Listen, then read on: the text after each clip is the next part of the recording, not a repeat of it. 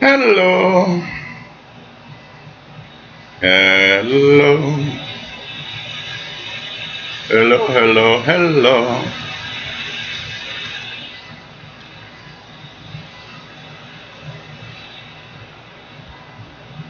Hope everybody's all right.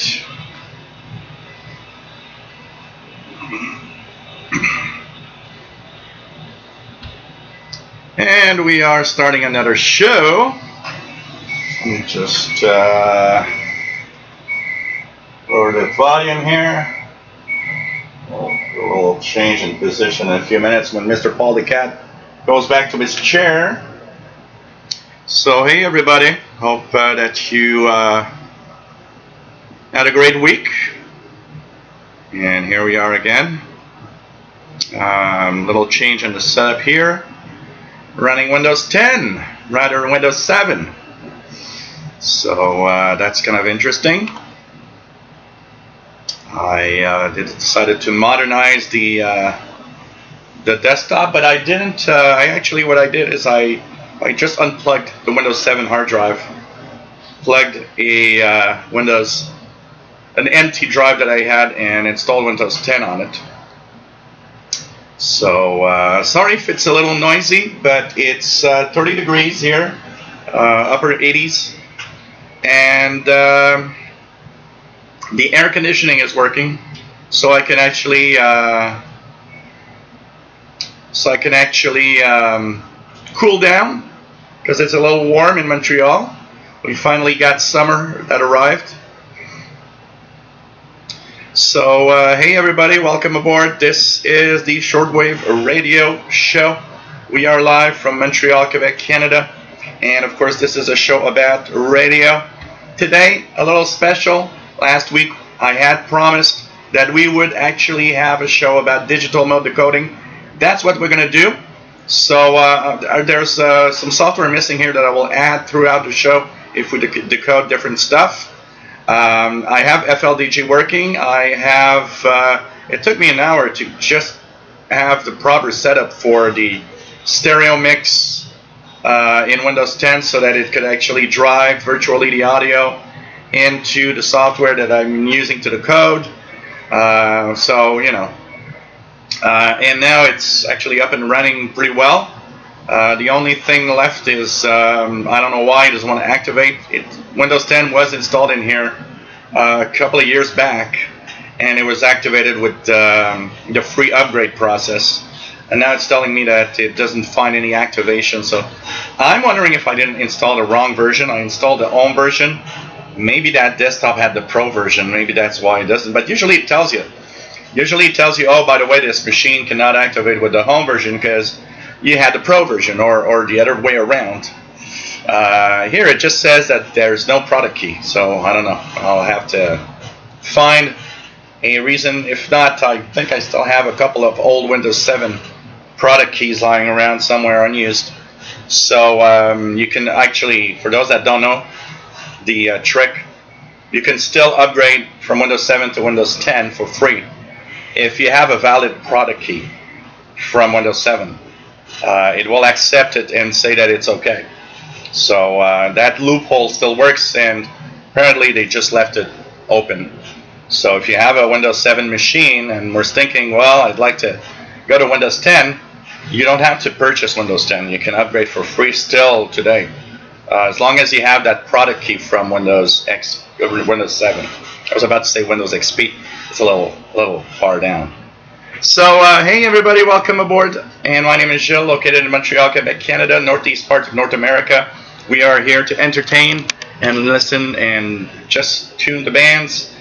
Digital mode decodes today, so not a lot of audio stuff with voice, audio stuff with digital signals. We'll be looking at what's available and what you can listen to. I might be calling up to some of you hams out there that have the capability of sending out some digital signals. You know, maybe calling a CQ in some digital mode or something, and see if we can actually get it here. That could be something interesting to do today. I still don't have anything to drink because Mr. Paul the Cat is here, and I need to go get I got a bottle of wine actually today. I didn't feel like beer, so while I was going through the groceries and stuff, I finally went to get I got a bottle of wine. So I thought, yeah, that's going to be interesting. There's a beautiful chat room with amazing people if you want to join in. So if you are one of those, well, just say hi. Everybody is really nice, and they are here to help you out. And we'll talk a little bit also about the W6LVP loop antenna. I know some of you want to know a little more. After now, 2 weeks that I've been using it, pretty intense.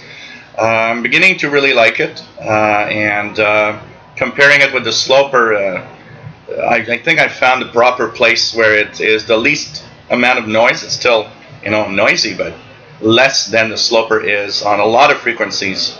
And so, anyways, we're going to talk about it for sure today a little bit.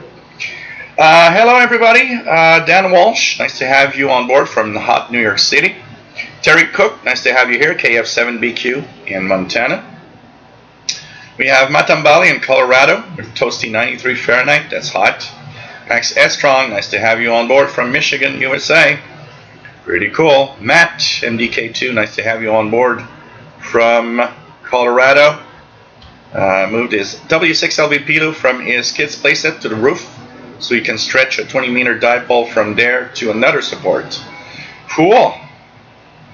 Bobby Burgess, nice to have you on board from Morgan City, Louisiana, USA.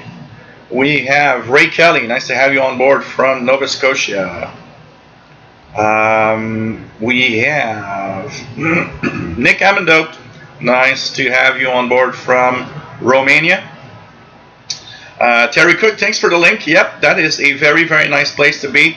The Signal Wiki, where you have a lot of audio clips with their waterfall representations, and of course also the audio itself. So it's kind of nice because a lot of decoding of audio, of digital modes, for a lot of us goes through our ears, listening to a pattern in the digital mode, and you kind of get, to a point where you're like, okay, this must be this mode or that mode, and a lot of it has to do with just our ears, training our ears. But with more and more digital modes and more modes that do resemble each other, it's getting harder and harder to actually know what you are actually listening to. Jerry DX, nice to have you on board. B1DJK, nice to have you here from Germany. Ravelda65, nice to have you on board. Kevin Wood, nice to have you here from Nova Scotia. Joe Rodman, nice to have you here. PLF Radio, bonjour et bienvenue de la France. Toujours un plaisir.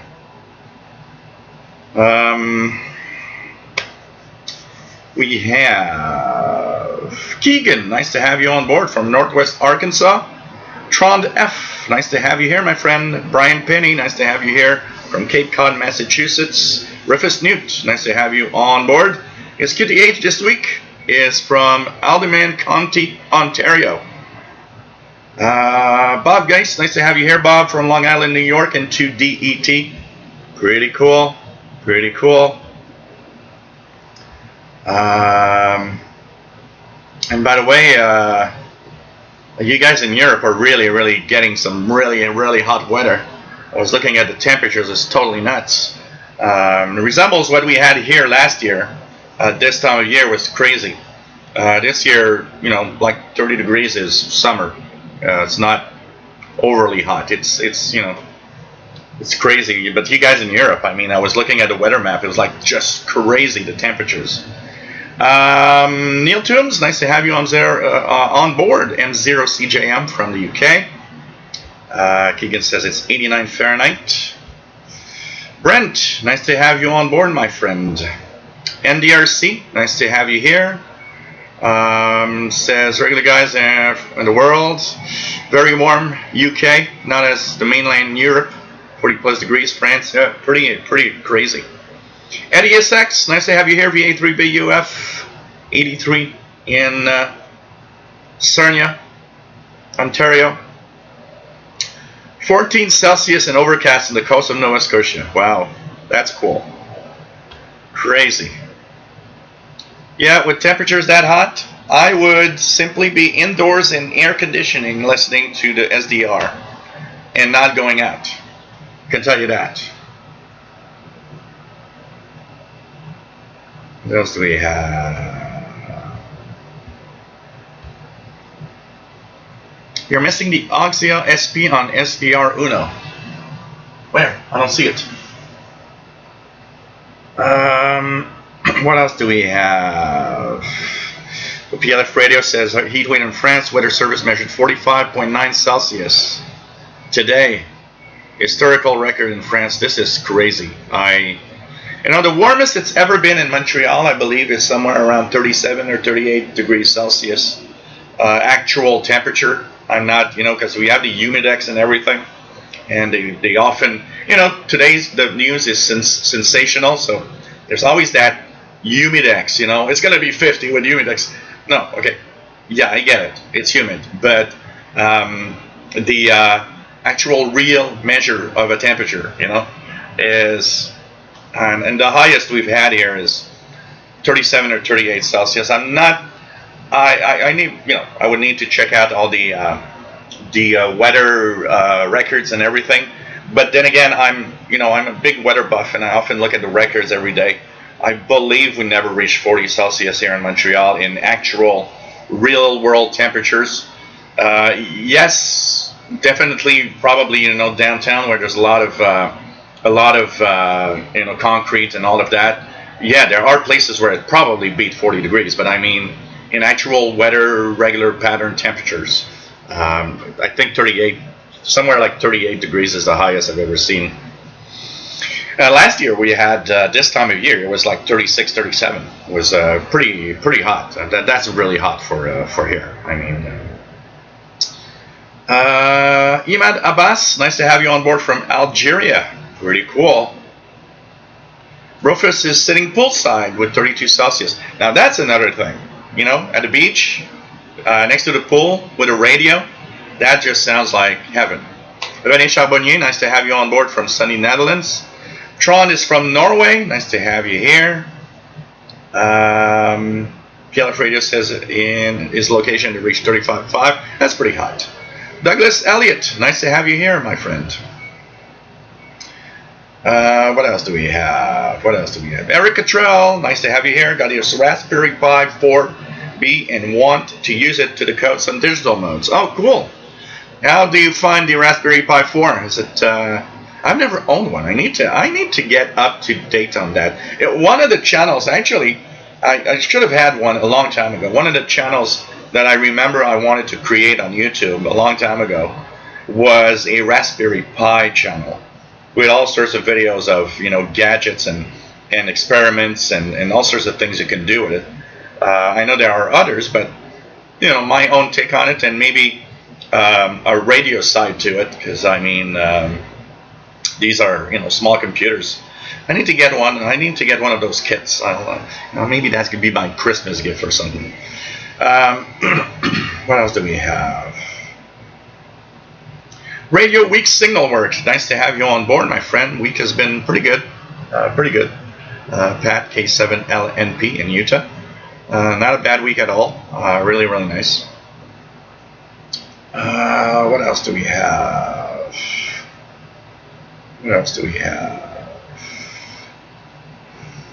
Just go down. Christopher Monk, nice to have you here from England. What SDR radio am I using? I am using a SDR Play RSP1A SDR.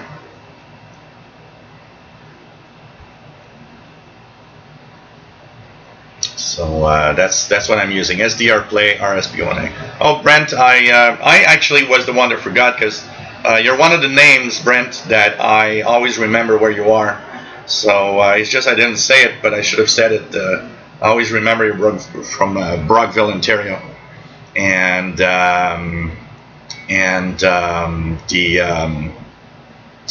it was you're one of those that I always remember. And I have a bigger and bigger list in my head of everybody where you're located.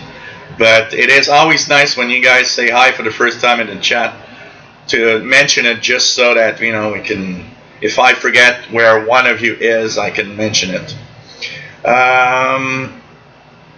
D1DJK, I did catch some Sportic E here.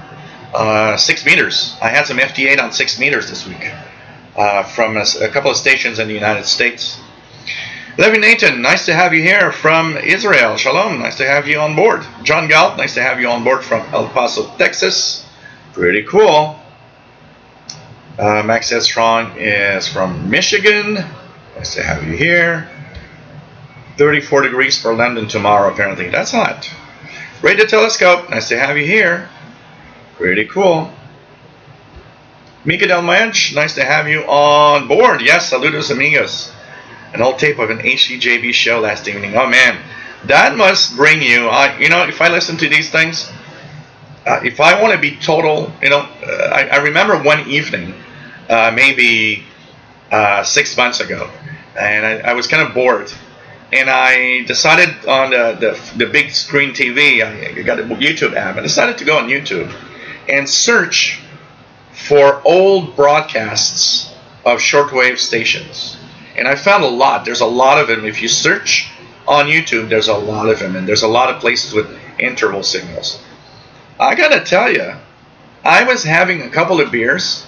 The mix of the beers and the alcohol and listening to an old DX Party Line show and listening to some full hour broadcasts or full 30-minute broadcasts from Swiss Radio International, Radio Norway.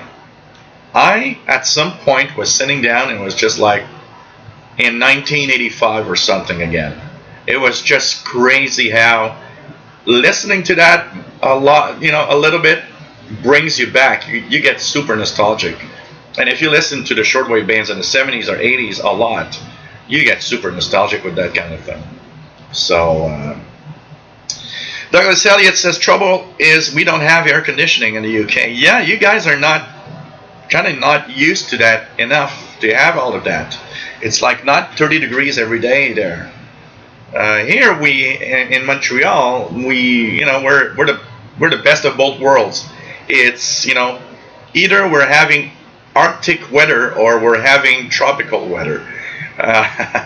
So we're used to all of it. And so in the summer, a lot of us, it's getting very popular here. In the 80s.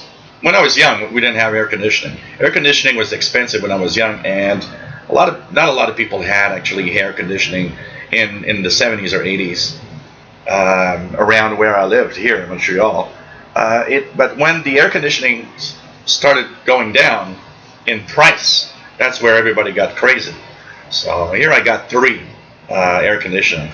So I got one portable here right now. So I hope it's not making too much noise. It's working right now, so it keeps my rooms. It's 23 Celsius in here, and it's 31 outside. So it keeps me cool. And so I got one working here, and I got one in the bedroom right now. And all the doors closed. It keeps the temperature around 23, 24 Celsius inside, which is lower 70s, mid 70s. It's just perfect. Just perfect. I couldn't live without air conditioning anymore, especially now that I actually do YouTube videos. I mean, I wouldn't see myself doing YouTube videos in 40-degree weather. Rick Sutter, nice to have you here, my friend. David Williamson, nice to have you on board.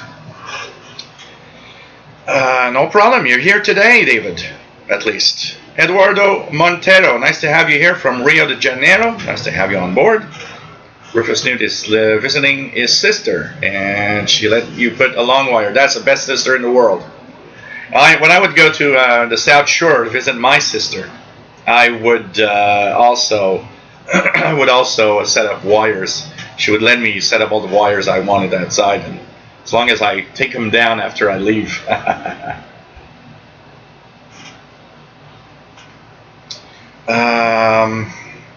What else do we have? Just go down, see if, yeah, 38 Celsius, 100 Fahrenheit. Yeah, well, over 30 in Canada is not something that it's something normal here. In Montreal, we have something like, at least a dozen days in the summer that are above 30 Celsius, which is a normal summer for us. So, 30, 32, 33 degrees. It's hot. It's not the kind of weather I kind of like unless I'm at the beach, but it's kind of normal here. It's not normal if it's that stretch of 30 degrees is like 3 weeks in a row, but it's not, there's nothing, there's no problem here. In Montreal, the average temperature for July is like 28 degrees, 27 and 28 degrees Celsius, which is, in the 80s. And that's the normal temperature. So if we reach 30 or 31, we're not that much above normal, actually. We are when we're at 30, like last year when we reached 37, 38. Now that was really hot. What else do we have? Eric says the Raspberry Pi 4B was the easiest one yet to set up. Cool. That's cool.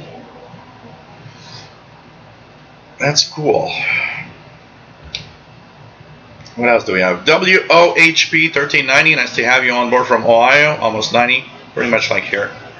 And hoping for some 33 megahertz Fireband skip. Rick W8PRR. I didn't even check if there's some 11 meter. Let's go to 27025 here. See if there's some skip happening here. Nothing much that I can hear right now, at least. And I gotta get rid of that pinkish waterfall. We're Keith Logan. Nice to have you on board, my friend. Plus Zero. Nice to have you here. N5UWY. And it's cool to have you on board. JD Williamson. Nice to have you on board from the Netherlands. No problem. Being late. JDX, your ICOM, R8500 is getting lonely as the R plate keeps getting in the way. Yeah, well, actually, I am dedicating my R8500 to VHF, UHF listening, satellite, stuff like that. And dedicate my RSP1A a lot to what's going to happen. At some point, I want to try to have some antenna switch, because I'd like to share all of that with the radios. But for now, I'll dedicate the radios to specific items. So right now, the 8500 will be on the VHF UHF mobile antenna. The FT450 will be on the sloper. And the SDR here, the RSP1A, will be on the W6 LVP loop. So we're going to kind of put that like that. That will be my setup for a while. And at some point, if I can, get some antenna switch box, we're going to check that out. Brian Chappell, nice to have you on board, my friend. Says, thanks to a tip from a local shortwave listener, I heard religious pirate YHWH, or it's WHYH. Anyways, I know the station you're talking about. AM on 7470 this week. Brian, V7AUL. Yeah, it's been reported almost every night. I tried a few times and didn't hear anything, but I'm going to try again because it's been reported off and on almost all week, almost every night. Yeah, Eric, I was on CHU in the background, which is a luxury because it was coming in well, and it comes well because of the W6 LVP loop. On the sloper, it's in the noise, it's washed out. Randy in Riverside, California, nice to have you on board. Bullfrog89, nice to have you here, my friend. Yeah, I can bet, PLF Radio.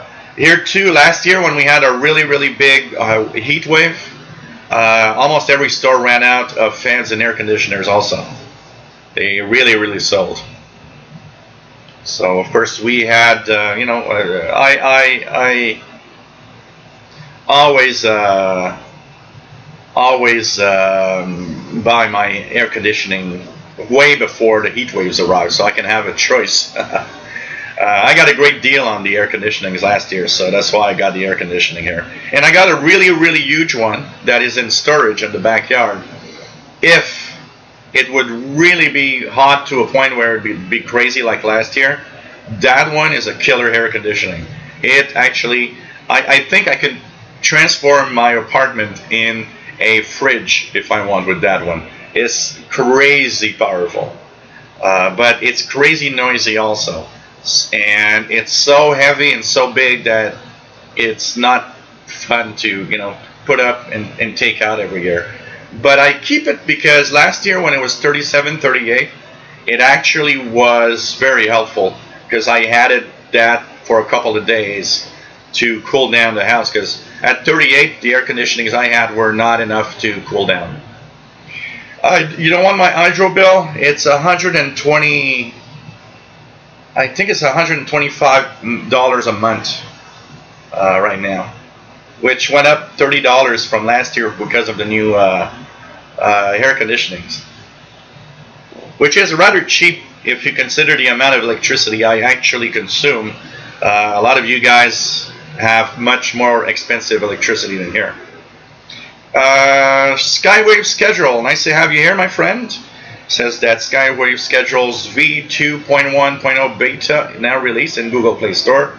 Just search for Skywave schedules and join the beta program if you guys want to try the app. So check it out. I do have the Skywave schedules installed, I'm pretty sure. I got the regular one installed here. Skywave, yeah, Skywave schedules. I've got the regular one installed here, which is help. What is the version number? I don't see the version number here, but here we go. So I'm at version 1.1.49, which is a much older version, but I do have it here. I did use it a lot. I need to use it more, for sure. Nice to have you on board, my friend. Hey guys, give me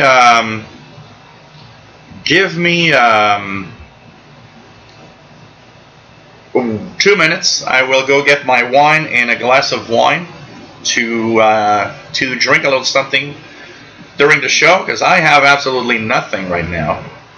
So just back in 2 seconds, guys.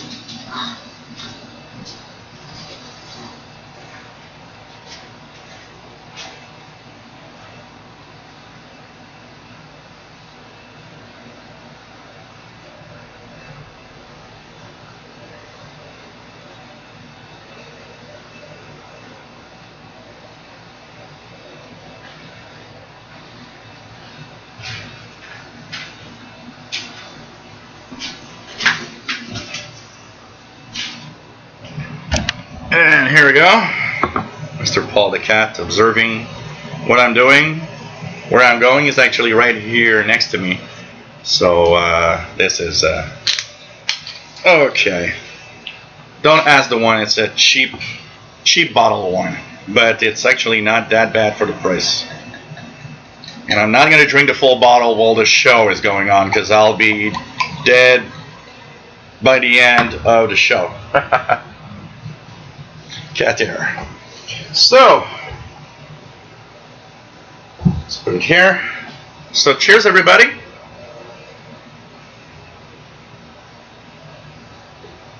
Nice and cold like I like it.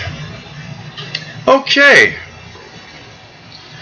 Yeah, the camera is not, it's kind of a different, it's a little farther back. Oh, it's interesting.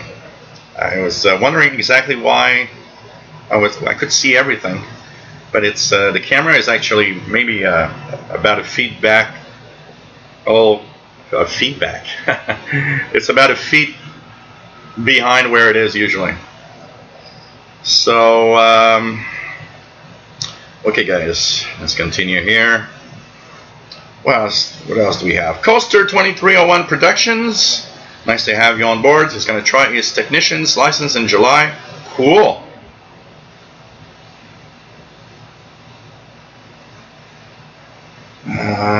What else do we have? Bunny wants to get into the act.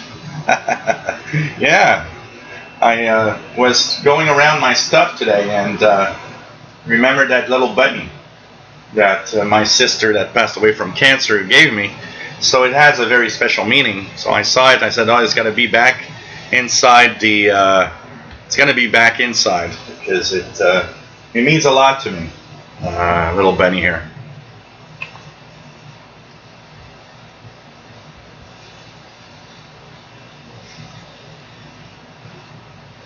Oh, that is true, Matambali. By having your man cave or shack in the basement, basements are always quite cool. Maybe a little humid sometimes, but quite cool. Plus zero. Is there anyone still transmitting alarms on 33 megahertz? There's still a lot of law enforcement and fire departments across the U.S. that I know that are still in the lower 30 megahertz.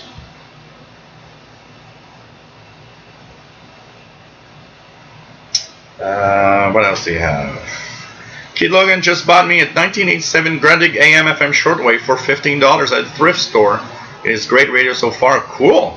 What model is it exactly? 15 bucks? Man, come on. Anything, you know, I couldn't, honestly, I personally could not resist buying a radio that would cost $20 or less. It has to come home. It really has to come home. So what else do we have? Bullfrog 89, there's a great story on another YouTube channel. Guy tells the story about a priest pirating his service out on medium wave for his members to listen that can't come to the service back in the 60s, 70s. Oh, interesting. On the International Radio Report, we so often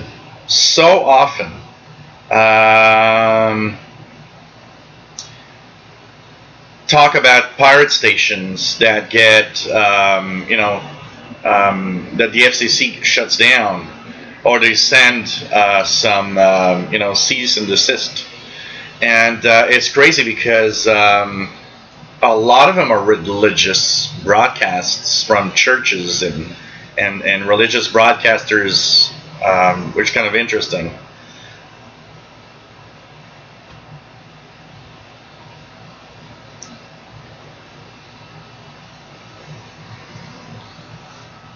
What else do we have? Yeah, if you consider, Bobby Burgess says that's cheap electricity in Montreal. If you consider that in the winter, and we had a really cold winter, 2 years in a row, my heating is electric. I've got electricity heating in the winter that runs a lot here because it's really, the isolation here is bad. It's good in a way because it allows me to actually enter coax from, under the doors, but that also means that in the wintertime it's much colder. So if you consider that, winter electric heating plus summer air conditioning plus I'm one of those guys that leaves everything on all the time. So sometimes I'll leave, I'll come back, the TV's on, the lights are on everywhere. My SDR and the screen here will be on, working and just static.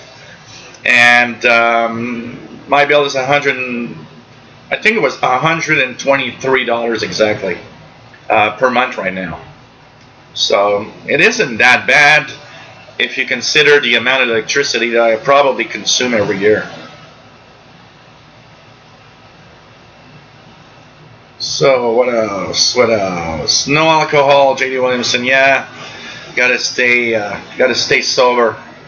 It's like on Saturday nights.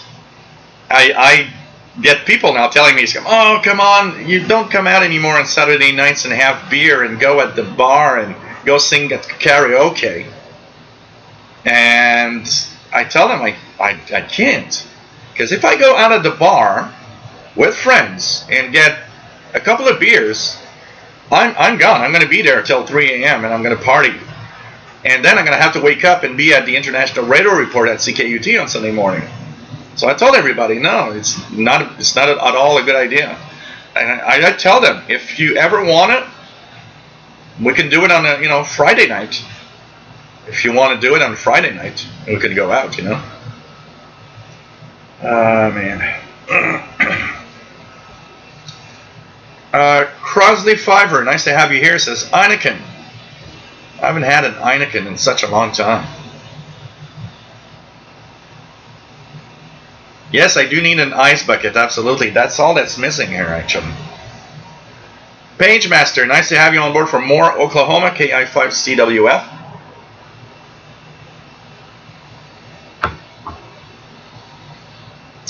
June bugs are bad this year. Do you guys get June bugs in Montreal, Quebec? Here, there's not a lot of bugs, honestly. Even though there's a lot of trees around in Montreal, Montreal itself is a big city, so there's not that many bugs. There are some, and I mean, if you know, I often leave the door when it's not too hot. I often leave the door open in the back because Paul goes out and comes home, and so I do find bugs here and there a little bit, but honestly, not that bad. The worst I had actually this week was the biggest spider I've ever seen in my life in my home. I was moving something in the kitchen and I saw something move, and I looked and it was a really big one. I'm not scared of spiders. I'm not one of those people that's scared of spiders usually. I gotta say I didn't really like that one. So I took a long stick that I had and I put it next to it, hoping that it would get on the stick. And when it got on the stick, well, I just put it outside on the balcony and said, "Go away! Don't want you inside. Outside. Stay outside." It was big. That one I didn't like, I gotta say. Is the stream all right, by the way, guys? Because I'm actually using Wi-Fi right now. Usually I'm plugged in with the Ethernet cable to make the stream stable, but because of changes that I'm doing here, it's not possible today. So I'm streaming it from my Wi-Fi. That is a connection in the 5 gigahertz range. So it should technically be okay, but just let me know if it causes any issues. We'll try to do something.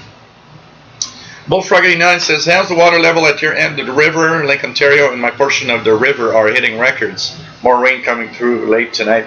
The river seems to be a little higher than usual.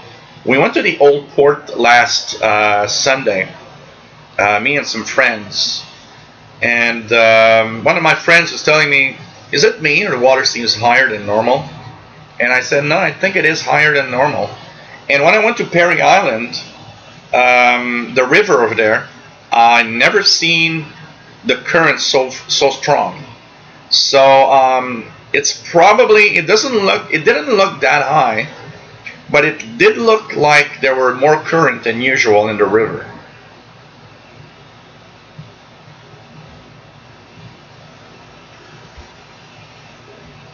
Okay, what else do we have? What else do we have? David at Barcelona, nice to have you on board, my friend. Pretty cool. Pretty cool. Pagemaster will be purchasing this radio tomorrow, a TS480HX. I take it that it must be a Kenwood. Brian Penny, 5114 USB Mix Radio International, power it on now. Are you hearing it, Brian? Or it's in Europe? You just check out here if I hear anything on 5114. I don't think so. But yes, I do. Look at that.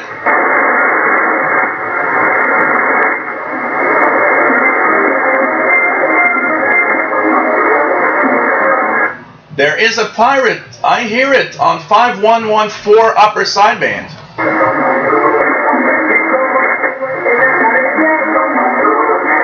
Pretty strong too, getting to S7. Wow. You guys hearing that? Thanks, Brian, for the tip. I never thought I'd hear that. Wow. Let's try with the sloper. I'm curious with the sloper here. I'll go to 5114 on the sloper.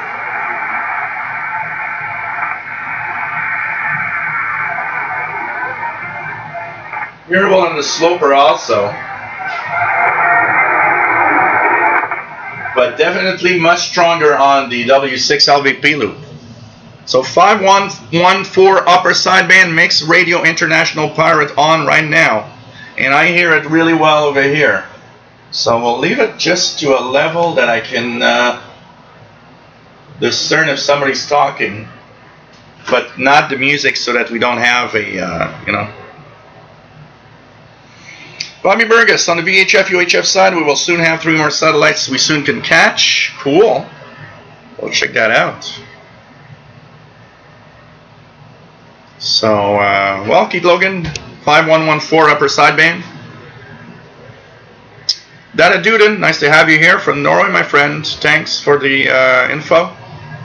It pretty should be good, but you never know. Richard Cook, nice to have you on board from the UK, my friend. Pretty cool. Voice of Korea, 12015.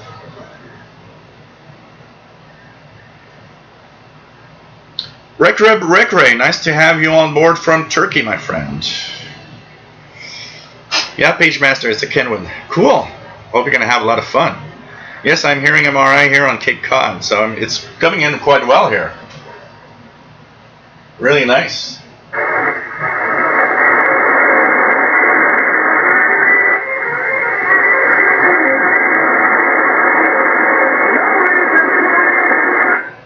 Really nice.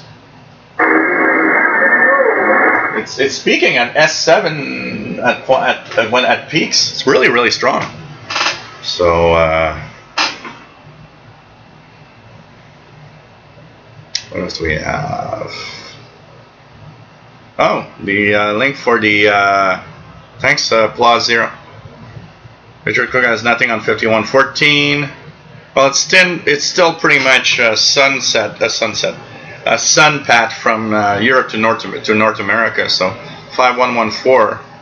I'm surprised to hear it though. 5114. It can be very strong.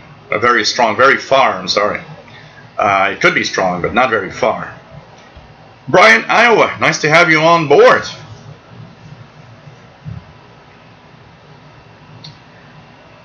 Nice to have you here, my friend. So, yeah, that's cool to see that we have a pirate on 5114 upper sideband right now. So, hey, today we're going to talk a little bit about digital modes. We, of course, are going to, we're going, of course, to check out different places where we can hear some digital modes. I've installed Windows 10 on this PC right now because I wanted to test it out with Windows 10. Last time I had tested Windows 10, the HDMI out wouldn't work on, I don't know, like 2 years ago. And I tried with, so right now this is the latest version, the May 2019 update. It works actually very well on the machine. And it's actually almost faster than Windows 7. So I've installed that because I wanted to fix a few things. FLDG didn't work on Windows 7 on this machine. It always gave me an error with the audio port, which is a common issue apparently that's related to the way to a certain driver. Now on Windows 10 the driver is different, so it doesn't do that error. It works well. So I installed FLDG. I need to install multi-PSK. We'll be checking that out. So a few of the software that I use for decoding, FLDG is one of the great pieces of software. Multi-PSK is pretty good. The interface is kind of messed up, but it is a great piece of software for decoding. WSJTX for decoding FT8, JT65, FT4. You have, I like MMSSTV to decode slow scan television pictures on the amateur bands. So these are some of the software. They're not all installed. I didn't have all the time today to install everything. at the least, if we need something, I'll install it while we're doing the show, so that we can actually decode something. So it's going to be interesting. What else do we have? Brent, are you aware of any universal laptop power supplies? Sorry, guys. Courtesy of Paul the Cat and my allergies. Aware of any universal laptop power supply that have low RFI? One that I use, I don't know if I can bring it up here. Yeah, I don't know if you guys can see it. I'll just try to pull it up here. So here, it's full of course. So I don't know if you guys can see this one. So this is a Prudent Way. The brand name is Prudent Way. Prudent Way. Prudent Way. This is a universal power supply. So you got voltages here from 12 volts to 24 volts that you switch here on the left side, and it comes with a pack of these. Let me just show you guys. So it comes with little packs with these connectors, and it has a connector for every single model of laptop that exists in the world, or almost. So it comes with, I don't know, I think it has 20, 22, 23 different connectors like this. So you got to find the one that fits with your laptop. You got to look at your laptop, what voltage it uses, so you got to set the switch to the proper voltage. And this is an amazingly quiet one. It's not as quiet as my Toshiba power supply, but it is darn quiet. It's around $40, $45, and it's pretty good, and it works with pretty much every laptop. I've never found a laptop that I couldn't have working with this. But you just got to be careful, set the proper voltage, and use the proper little thing. The only negative thing that I will say about it is that so it's right now it's plugging on my Toshiba that's in the back here. I purchased 3 of them, and one of them, so I don't know, it's just one, so but one out of 3 is still a lot. At some point, if you use it with different laptops and you remove the piece and put the other piece for the other laptop and plug it in and out all the time, I've noticed that one of them, it doesn't work anymore when I plug in, and you got to twist it because it's the place where you actually insert this connector is plastic, and what I think is happening is that the plastic distorts and the connection doesn't work well anymore. It's the only negative thing that I have, but only one out of 3. The 2 others have not suffered that problem, so I don't know. So Prudent Way, and it barely shows up on the waterfall when I plug it in. I use one on the Toshiba on the other side there for my Insider machine. It does a couple of little lines, but it's pretty quiet, honestly, for a kind of generic branded power supply. But the thing is, it's very, it's better. Often it's better to have the original power supply, but that one is probably one of the power supplies with the lowest amount of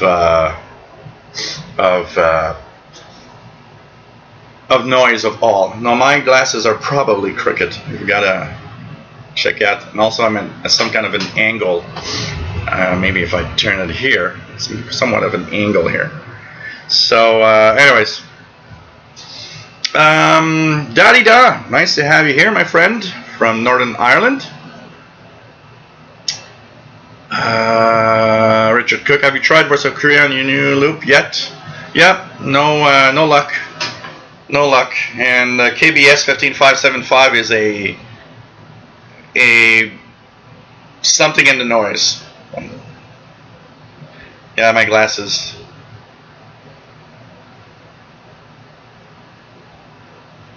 Zachary Antel, thank you. Nice to have you here. Jerry DX says he's hearing 5114.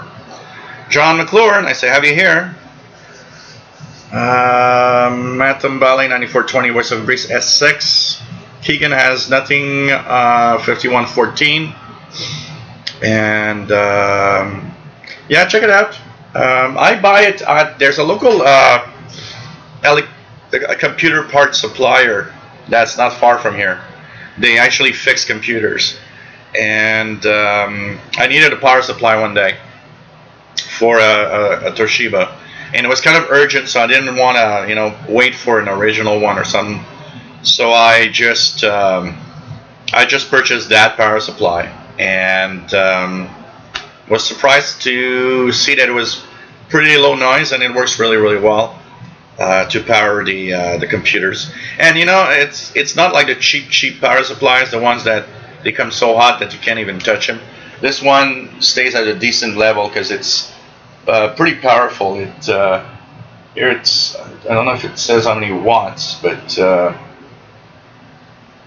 it's a 120 watt power supply, which one of the reasons why it's actually stays cooler than most power supplies that you purchase that are generic are 90 watts, and they really run hot on laptops.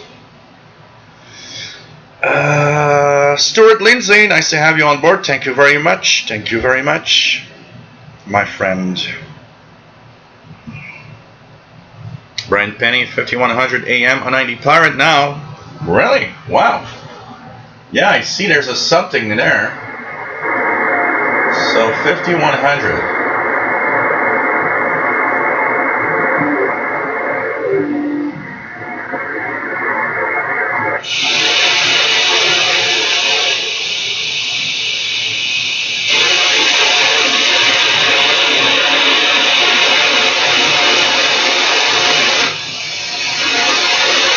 So 5100, 5100, it's sometimes gets out in the noise a little bit, but it's pretty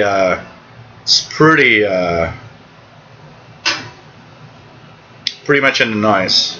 So interesting, 2 pirates on 5 megahertz, but 5114 is definitely better. And what's on? I see that there's something here. What's here? Is it noise or?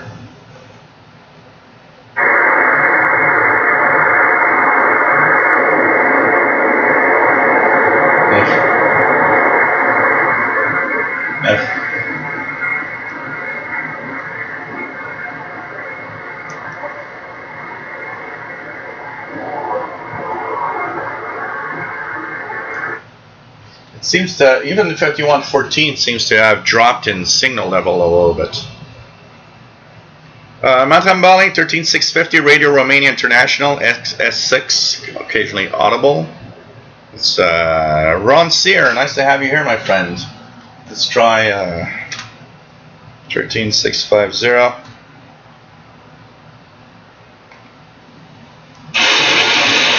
Very weak. 11850 is actually better. Also spawned at the European Film Festival. 11850 is better here. Produced in EU member states, but not on their own. Serbia is such a country, but that was captured in nature.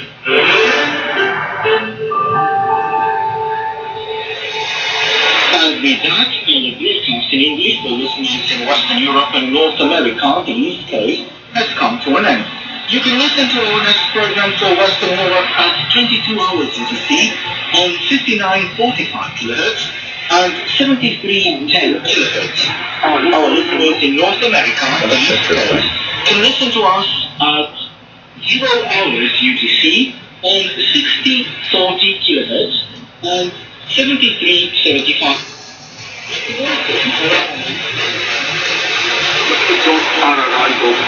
Oh, it's interesting. Very interesting here. My W6 LVP loop barely gets 13,650. But my Yaesu gets it really well. So it seems, it's interesting. It's the first time that I see my sloper winning in a situation. So it's winning on that 13,650 frequency. That is interesting. Yet 11,850 is better here. And if I look here,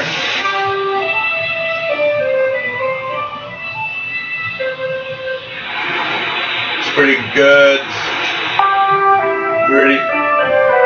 Pretty much the same level, I'd say. It's kind of weird to hear these little delay. So 11,850, they're pretty much par. 13,650 is better on the sloper than it is on the W6 LVP loop. That's interesting. Interesting. That means when I listen to signals, I'll need to compare the signals a lot. Zachary Antle says, do you know why some people from Quebec sound more French like you, but others sound more like Americans in English? It has to do probably with just a mix of, you know, where they just got their language. You got to remember that there are some native English Quebecers. So there are some people in Quebec that actually their first language is English, and I'd say that they might sound more Americanish, but also I think it depends on so many things. You know, maybe your line of work, how you learn your English. You know, I think it depends on many factors, and you know how much English did you speak also over the years, and so many things. So many things. VA7BC, bonjour, nice to have you here, my friend. Pretty cool. Kian says, I'm from Arkansas, but sound like I'm from Wisconsin. Matambali is 15610, EWTN, big carrier.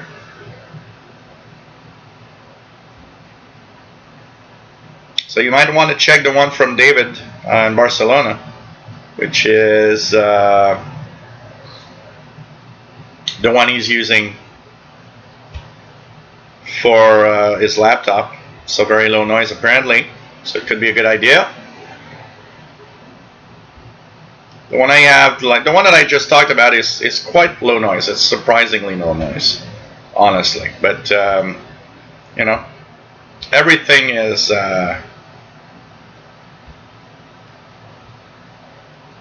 everything is welcome, and you know, especially when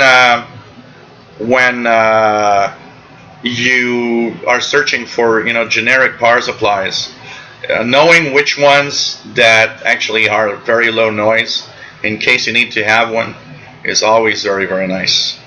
Matambali is 11850, much better here. Pretty cool.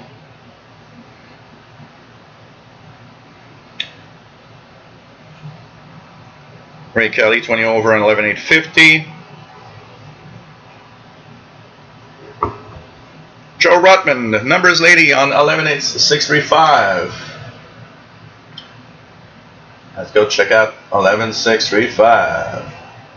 Let's compare to both radios. 11635. Not bad on the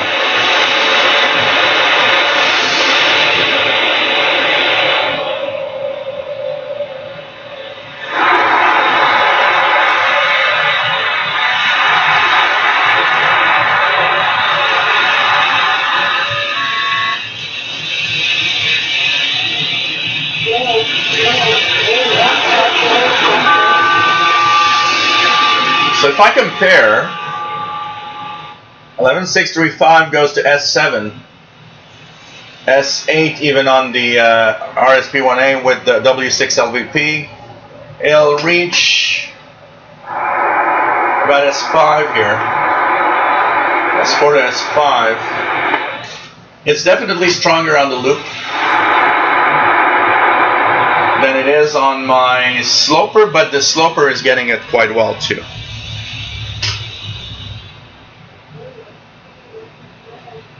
Matambali, that's why we need as many antennas as possible.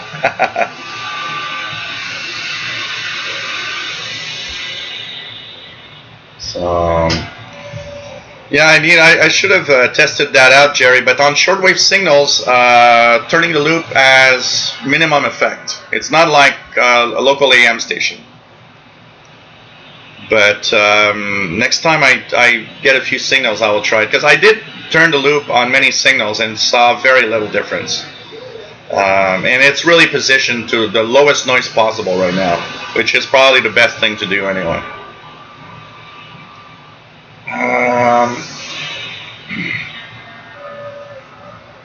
What else do we have? BBC Ascension Islands 12095. Mark Krupsak, nice to have you here from Fresno, California. Nice to have you on board. With SDR Uno, how do you adjust the waterfall gain? When you are on the bottom part where the waterfall is, on the left side, on the upper left corner, you got settings, a little setting button in that window. And it shows you that little setting here. And you've got waterfall gain, so I can change it. So if I change it like this, I have less pink, it's a little deeper. I can put it even smaller, so now I get almost only traces. So I can maybe set it like this. So I set it like this. You can set the contrast of the waterfall also. That will change also how much contrast between the signals and the background of the noise. So that's where you got all of that. You got the spectrum range, the refresh rate, how fast it actually refreshes, and you can even change the color palette if you want.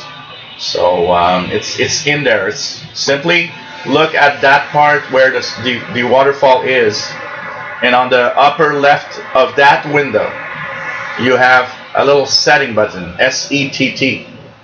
Click on it and you'll see that waterfall gain, contrast, and all of the base. So the spectrum base, for example, you can change the spectrum base on the top part.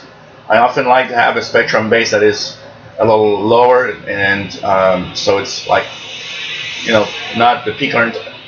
There's not too much of that, fat spectrum. So maybe like this. There we go. And here we go. So all of that is there, actually.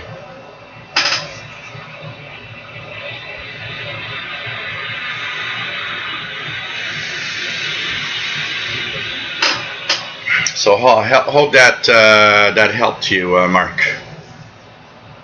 PLF radio, can you try to test the signal with your SDR, your sloper,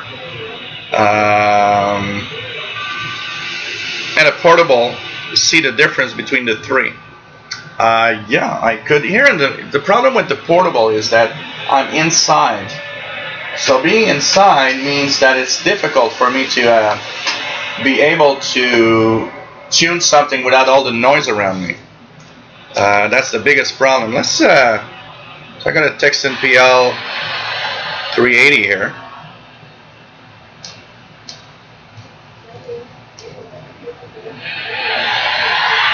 Do I actually get? I actually get it. Weak, but I get it here.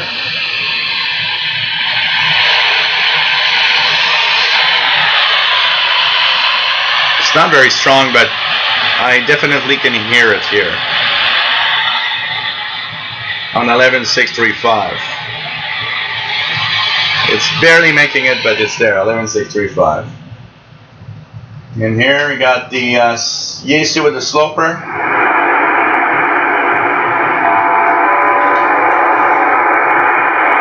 What is interesting of the Yaesu is it has a DSP, and the DSP part of this DSP in it kind of removes part of the noise. It's part of the way that it works.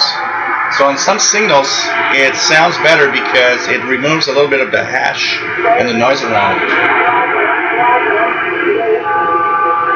So here, and we have here, where I can actually take the noise reduction.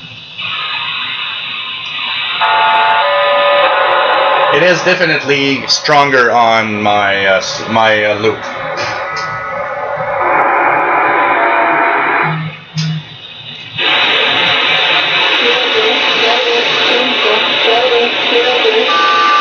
It is definitely much better on the loop. Sorry guys, I'm just thanks for sharing on Twitter, David in Barcelona. So it's kind of interesting to check out. Simon Templar, nice to have you on board, my friend. Cosmic Lettuce, cheers, nice to have you on board from Southeast. Oops, lost you. From Southeastern Arizona, USA, pretty cool. Yeah, I did understand it was probably SDR. Hey, Mark Fisher, nice to have you on board from Southern Illinois.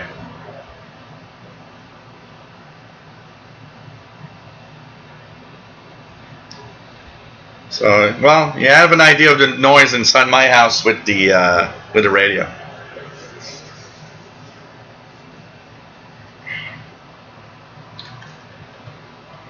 Levy Nathan says it would be interesting to make a show about receiving digital modes with some Texan or Ethon standard radio and an Android device. Tried 5 months with no results.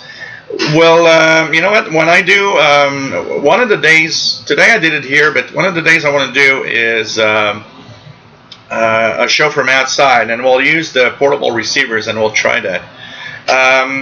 One of the biggest problems I've seen on Android to decode digital modes is that a lot of the software is bad.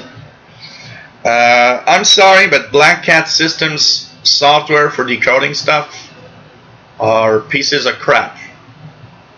I've been using a lot of stuff. The Navtex app from Black Cat Systems, don't purchase that. It's a piece of junk. I actually found the best software for decoding Navtex on Android, by the way, which is Droid Navtex. It's a little more expensive, unfortunately, but at least it decodes something. The Black Cat System apps, I don't like them. They're bad. They're bad on decoding stuff. McGlone, nice to have you here.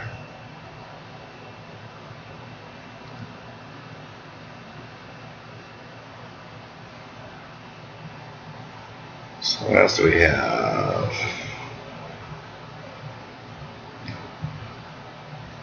And the occasional neighborhood thinks he's a spy from Cuba. Hey, Fastlow, nice to have you here, my friend. Sid Vic, nice to have you on board, my friend. You know, the funniest part about Cuban ladies is that when I was fixing computers, there was actually a Cuban lady that I would fix her computer. And she would be like 8 months in Cuba and 4 months in Canada. And everything on her PC was always encrypted. And I remember always thinking, well, could she be listening in to the Cuban number station? I'm just wonder. So, let's check out here something about digital modes. Anything in the 20 meter band? Let's see if there's some stuff here. So let's of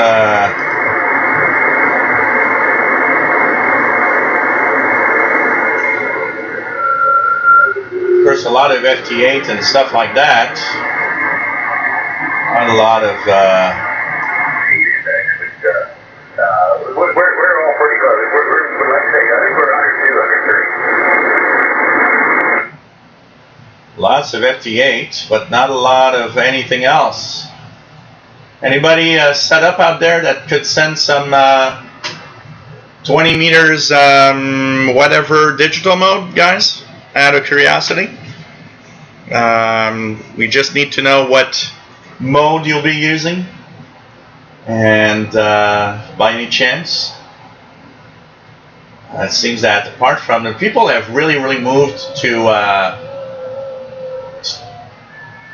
FT8 stuff a lot. Is that there's a lot of, I mean, wow. There's something on.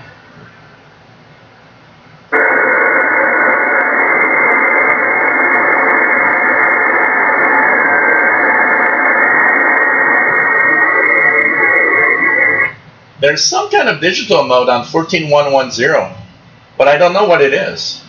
It sounds like some really high speed RTTY or something.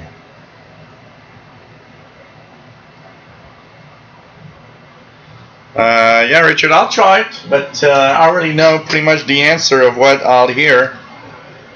15245, there's absolutely nothing. 13760, absolutely nothing. These frequencies never really come up here.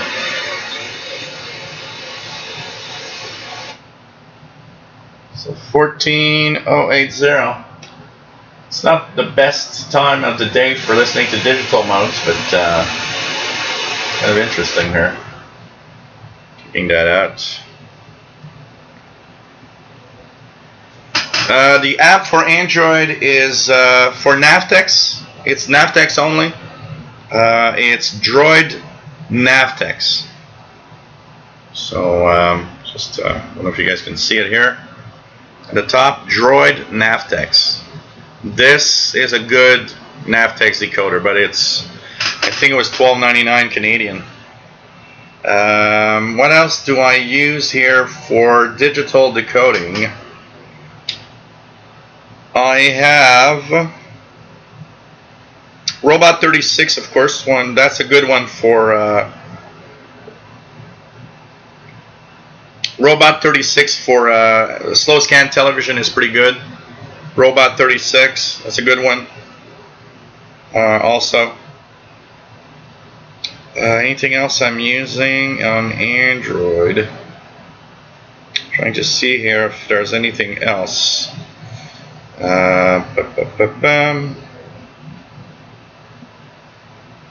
So Robot 36.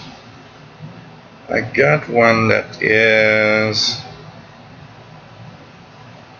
Trying to see which one.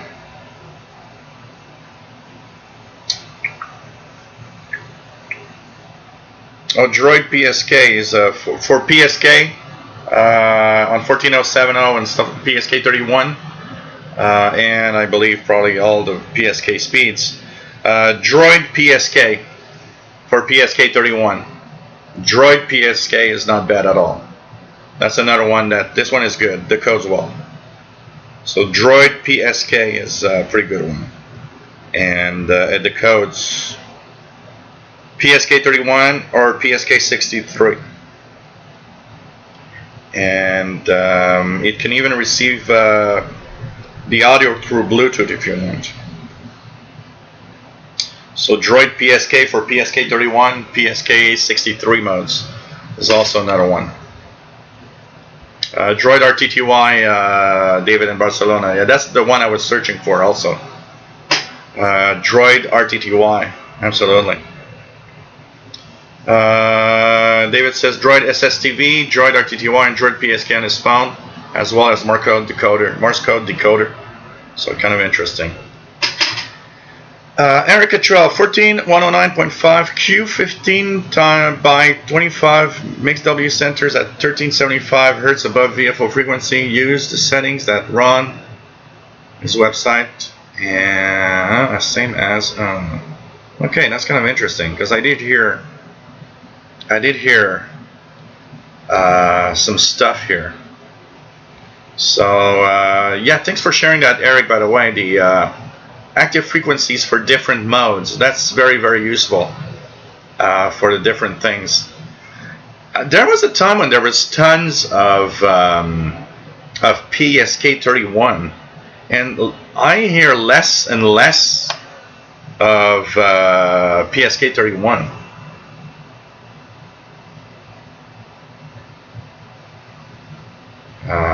kind of weird. WF7I Homebrew, nice to have you here. Wish I could help, but my ham computer died. Waiting on shipment for new tower desktop PC soon. So thanks for all the videos, especially in the loop. Cool. The wrenches are moderators, Mark Tuyet. Nice to have you here. So that if something goes bad, they get kicked out real fast. We got to protect yourself. Because PSK31 is fun. A lot of hams had nice contacts there. That's just I'm looking at 14070 here, and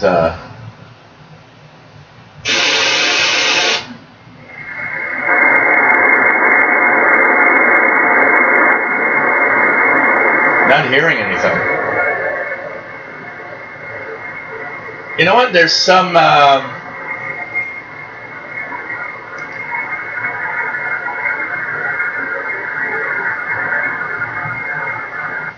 It's funny because on the ham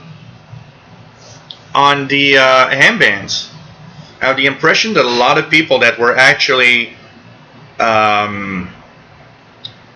using other digital modes all jumped to FT8 for some reason. And it's sad because two modes that I actually really liked a lot.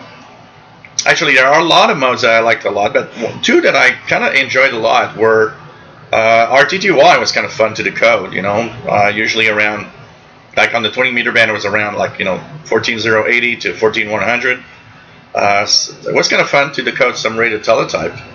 PSK31 was kind of fun. I remember the first time I decoded PSK, I was tuning the bands with Fastload. We were each tuning on our side, and I heard a tone, and we were kind of convinced that there was probably nothing in there. And I didn't know back then of PSK31 being a mode that a lot of people were using.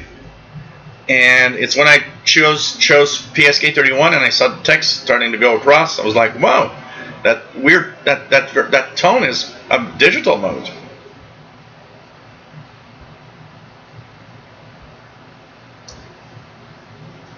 So Eric Cottrell says Q15X25 is a digital signal processor intensive mode designed to pass AX25 packets on HF with speed and reliability much better than traditional HF ARQ modems.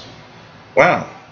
What are the software that what are the different software what are on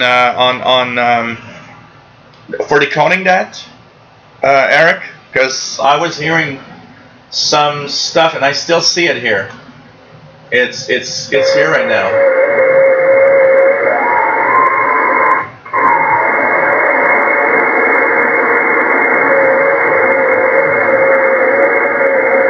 You guys hear it? That's what I hear on 14111.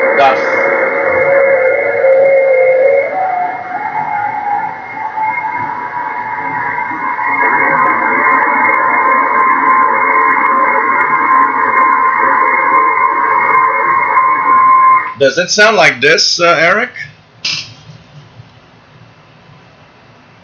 Matambali hearing some faint slow scan TV on 14230.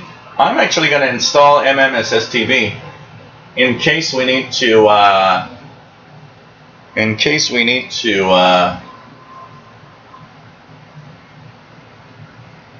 MMSSTV. That is my favorite for honestly decoding slow scan TV. MMSSTV. Save. Actually going to install that. Run.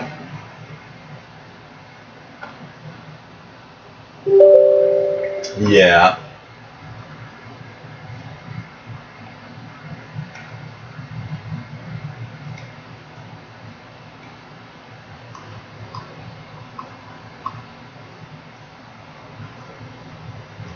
So here we go. MMSSTV will be installed.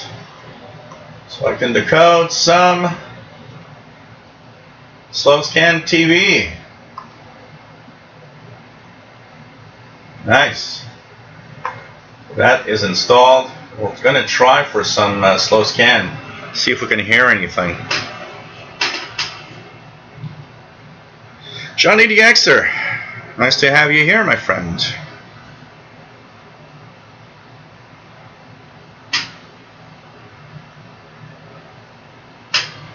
Well, I can tell you, Mark, to you, there's not too many moderators, and sometimes it's actually perfect.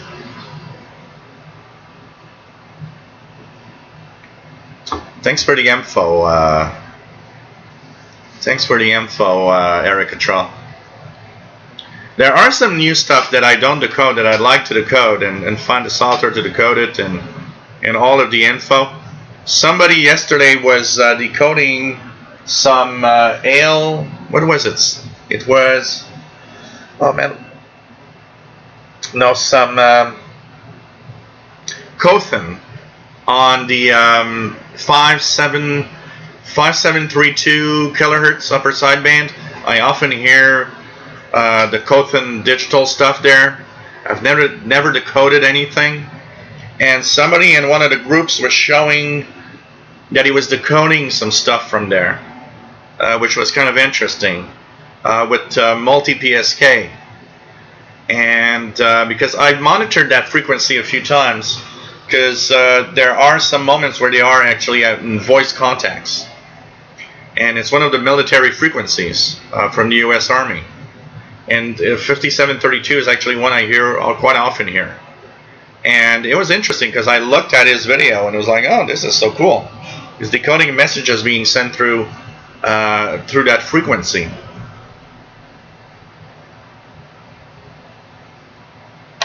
Vancouver, Ireland, the Xer says, hello, Schreiber, is fun to decode because it sounds like a Don Matrix printer.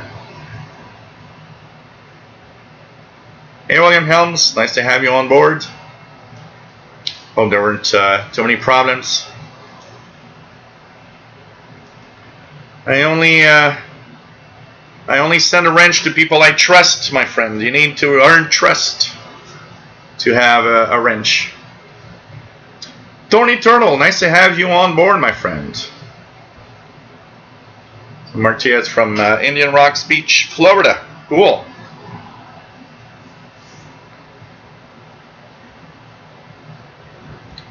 What else do we have? What else do we have? Take care, Rufus. It's JT65 on 14076, Terry Cook. JT65. So, take care, PLF Radio. DB, nice to have you here. So Q15X25 seems to use the MixW software. Huh. I'll have to check that out. MixW software. Let's go check MixW. MixW.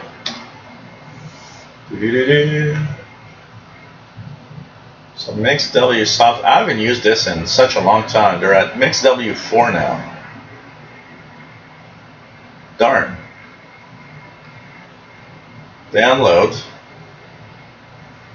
MixW. Front I see here. Oh, look at that. Oh, okay. There's it's a DLL that you got to download. The Q15X25 DLL. So it's a patch that you add to it. So you got MixW that I will download, save, and you've got DLLs that support different modes, and one of them here is download Q15X25 support. This is a MixW2. Please read README file for details. Put the Q15X25 DLL file from this archive into the MixW directory. Then switch to packet mode. Click mode settings in the menu and find Q15X25 in the mode tab. Huh. Okay, for the latest version, I should download this one. Oh, this is kind of interesting. I'll have to dabble and play around with this. It's going to be fun to make videos. So, interesting. Interesting. So, MixW, ham radio software from Ukraine. Okay. Well, this is interesting to see, actually.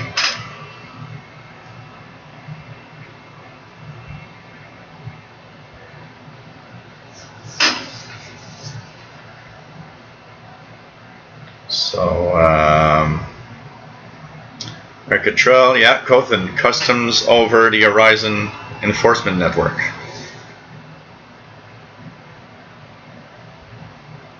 So it's kind of interesting because I want to check. I want to check the, what we can decode from that for sure. No beer today. I'm having wine. I'm whining. No, I'm having wine. There's a difference between having wine and whining. So here we go. White wine today. So cheers.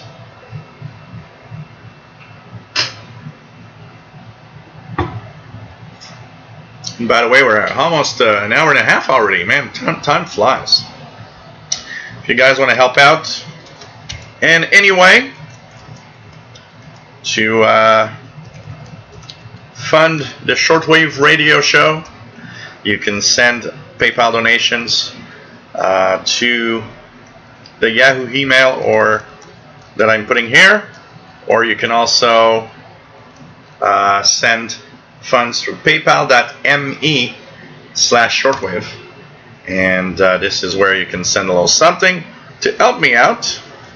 You can also go to patreon.com/radio-and-computers and set up a little something there that is automatic every month. In the first day of the month will be deducted, and just be careful the way you set it up. And of course, there's a lot of stuff that I need to pay.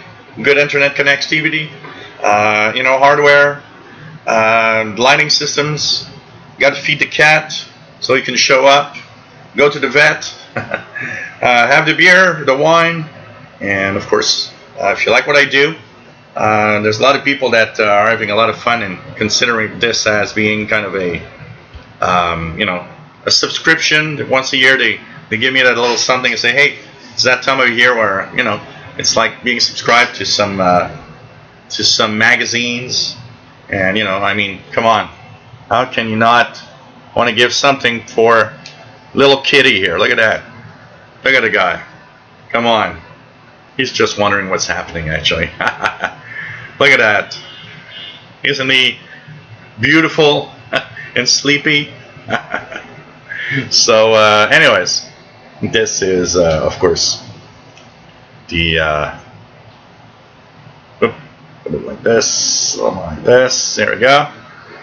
So, of course, it helps out. It helps me out in paying the bills and being on every Fridays. And, of course, throughout the summer, we'll have some surprise live shows from different locations. I have promised to do this, and I will do it. So thanks for everybody that have already donated. And those that have never donated and that watch me all the time, think about it. It's if you consider that this is an important service to radio in general, in amateur radio and shortwave radio, why not give me a little something? It really helps out a lot, and thanks so much for the donations, guys. Okay, what else do we have?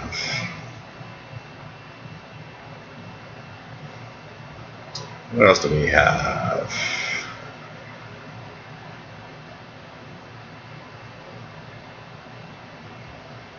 So,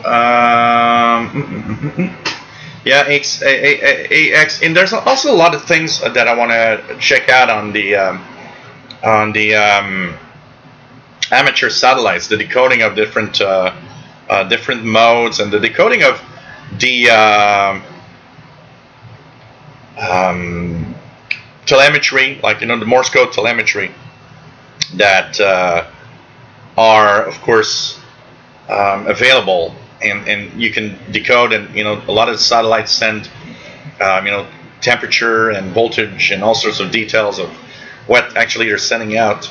So there's a lot of stuff in there to try out. Mark Tuyet, nice to have you here. Hope you see you again soon. Too much wine yet? Yeah, I got to be careful with that. Multi-PSK, yeah, that's what I saw, Eric, yesterday in multi-PSK, which 141A AL. So I'm gonna have to try that out. I wanna try that for sure. I mean, this is gonna be fun. 5732.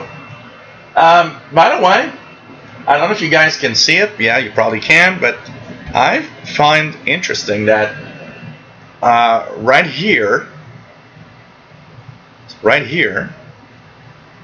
these two lines, they've been there for the past few days. And this is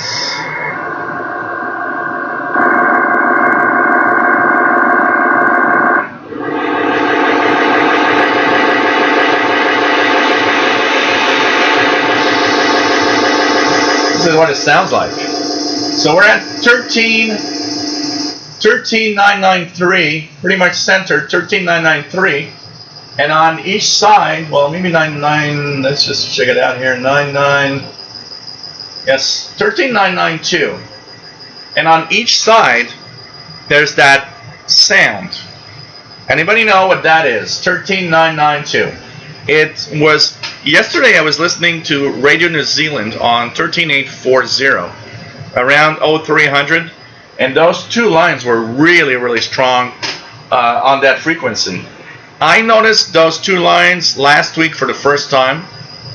They seem to be almost every day. I wonder if it's a 24-hour thing and it's just propagation. But anybody know what that could be?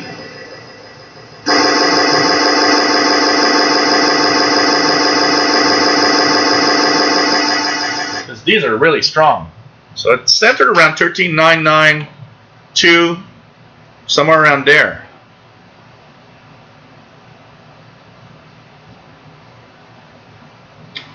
Simon Templar says Mix W is a good program.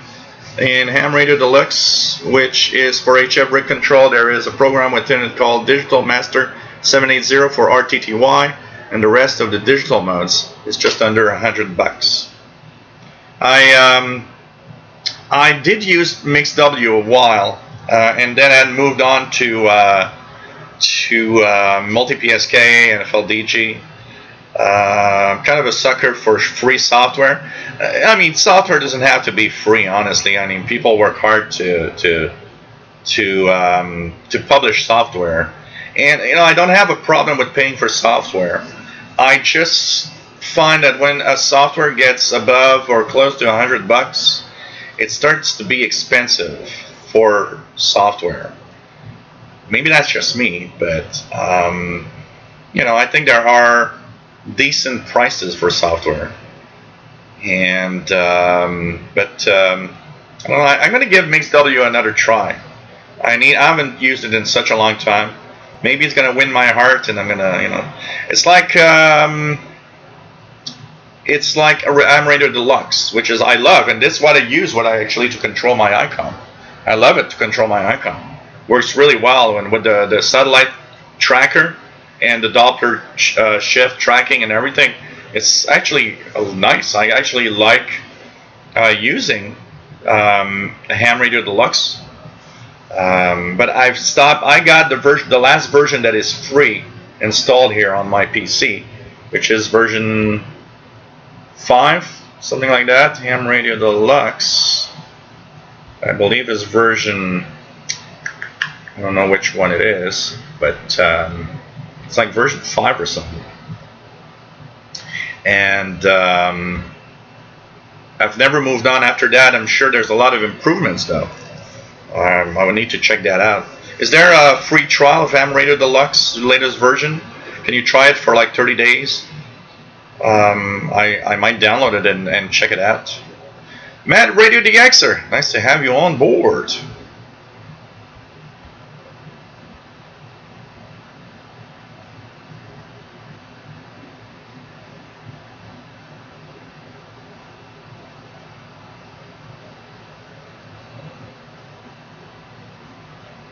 Richard Cook's listening to very strong, very long message on M12 10544. Need to check out those things a little bit more. Yeah, I got the ancient HRD also.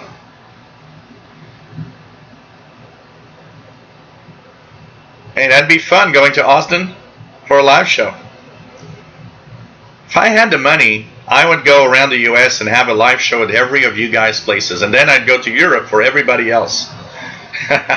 And for those that are not in Europe or North America, of course, I'd go around the world and have a live show at everybody's place. That'd be kind of fun, actually.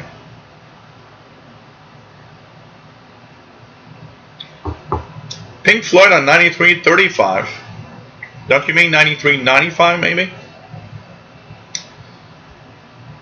One DJ K says here, I've learned brown cats are DX cats and black cats are for local stations only. Oh man. Simon Templar says there was a free version of Ham Radio Deluxe version 5.4 was the last free version. Yeah, that's what I have installed. And still works fine, by the way. It still works fine. But like I said, I have no problem with paying for software. And I consider, when you sell a good software for, I don't know, 30 or 40 bucks, and that goes, for me, that's decent. But when software gets like to $100 or more, it better be darn good for that price, I gotta say, Heck, I'm struggling to get a free key for my Windows 10 here, so I gotta find my old Windows 7 keys to activate this Windows 10 thing here. I don't even want to pay $100 for Windows, so I'm a cheapskate. What do you want? Or you guys give me donation and tell me, hey, this is the donation, so you buy Mix W or something. I'll do it. I promise. If you guys give me a donation and say this is for Mix W, I'll put it on Mix W. That I promise. Miguel Munch, yeah, happy Canada Day to everybody, by the way. For those in Canada, happy Canada Day.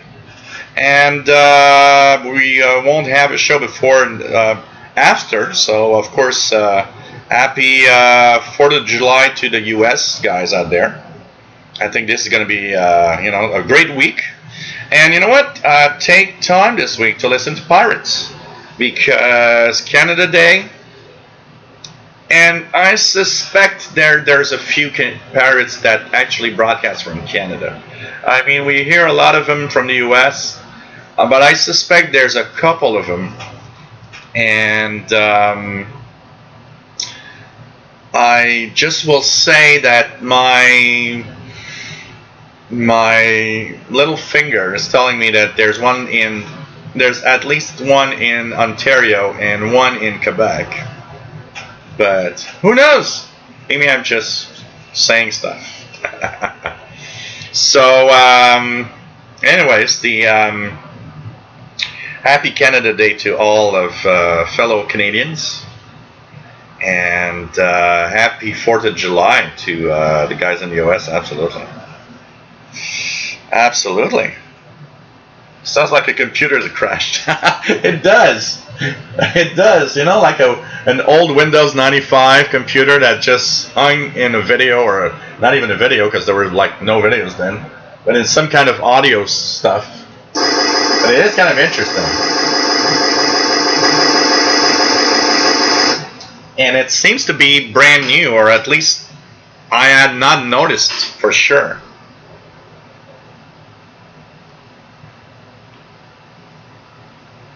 Bullfrog 89, Fossil says that's packet stuff for sure. Bullfrog 89, not sure what or where it's from, but I've come across similar sounding signals before. I have seen that elsewhere. I've seen that on other parts of the shortwave spectrum, but that one on 13992 caught my eye a lot because it's often very strong here. Nick Mayakovsky, nice to have you here. Can you tell by listening to those bands at 13992 what kind of transmissions they are? Not really. You, Calvin Morgan, nice to have you on board. No, because that's 2 bars. Digital Radio Mondiale is a very big chunk of noise. It's actually, Digital Radio Mondiale is wider than that. It would be a big splash of noise, and it would be at least twice, if not 3 times as large as that on the screen. Nice to have you here, my friend. Dude, it sounds like a diesel locomotive at idle. Shitty Pyro 90. Nice to have you here. Says, I can hear the sound just a little on the headphones I'm using. It's kind of interesting.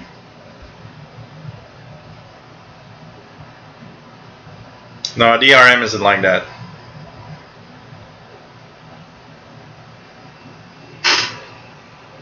No, HARP isn't. HARP doesn't go at that high frequency. HARP is below 10 megahertz. So, Jay Bartleson 69, nice to have you on board, my friend. Hope you enjoy.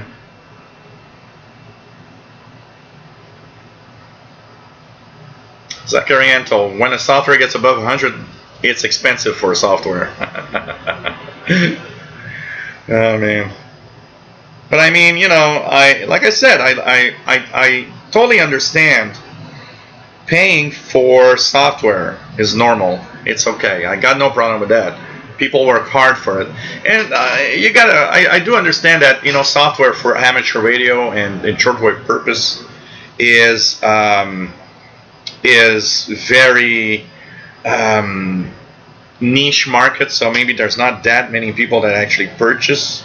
So you tend to actually sell it at a higher price for the reason that you'll sell probably less of them. But I don't know.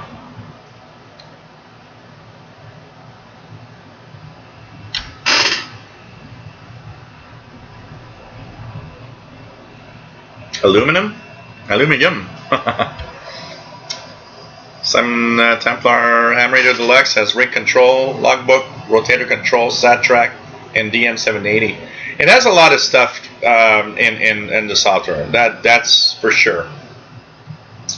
I like, you know, I mean, if you take Arbitron can control your rig too, and I've done it a few times. But there's something about the Ham Radio Deluxe satellite tracker that makes me coming back to that to control the Doppler shift of satellites on my icon a lot. Absolutely not WF7I Ombru. For those that watched my video, there was this odd ultra wideband signal that I posted a video this week, and that I just wondered what that was. And one of the things that is interesting is the fact that you know, I can't find information. There's not a lot of information about the Puerto Rico test of ionospheric heating. And you know, I was thinking, could that be some experiment from there that's on that frequency? I don't know. I haven't found any information about it. Hey Matt, says not going to have that dipole adequately set up. Oh well, got some other errands now. Take care, Matt.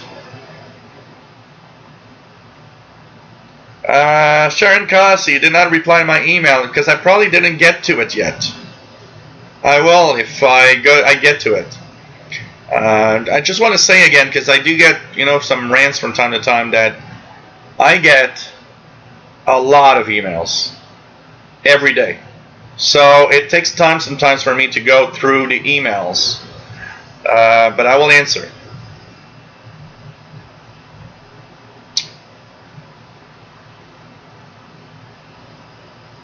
What else do we have? Okay, I'm going to check it out, Simon. I'm going to check out the latest version and see the trial version and see if how I like it. Kamang Z 1976. Yeah, I know, but I'm not gonna I'm not going to go there. Mathematics says all I can find 13989 Japan Minio fax frequency, but that is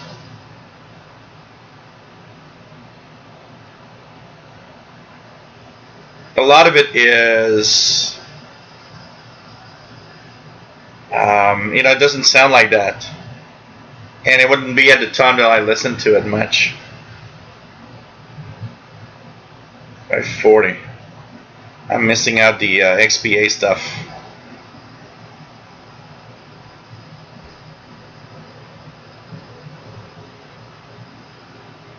It's not me, Zagoriental. It's somebody I know, but it's not me. Richard 13923. Erica Traub 13992 could be Pactor. It is a frequency used by the Sail Mail group. That's interesting. Let's check that out. Sail Mail Primer from 2015. Document is intended as a guide for members of the Sail Mail Association.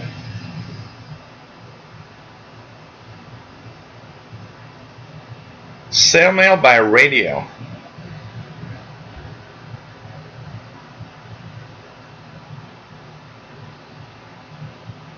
If you are a ham and want to use airmail for both ham use, sail mail use, you should download and install the sail mail version. Sail mail?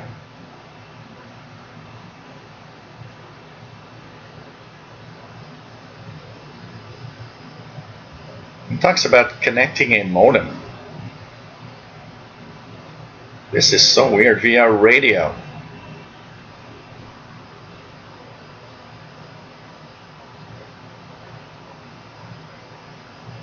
Step is to set the transceiver for an appropriate frequency.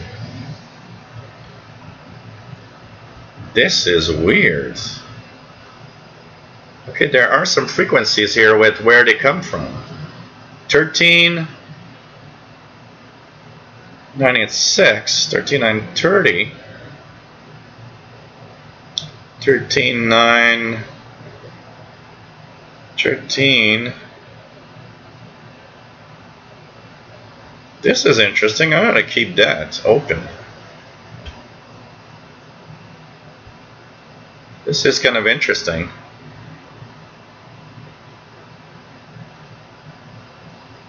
We are learning. There's so many things on the shortwave bands that we're just like, what the hell are they? And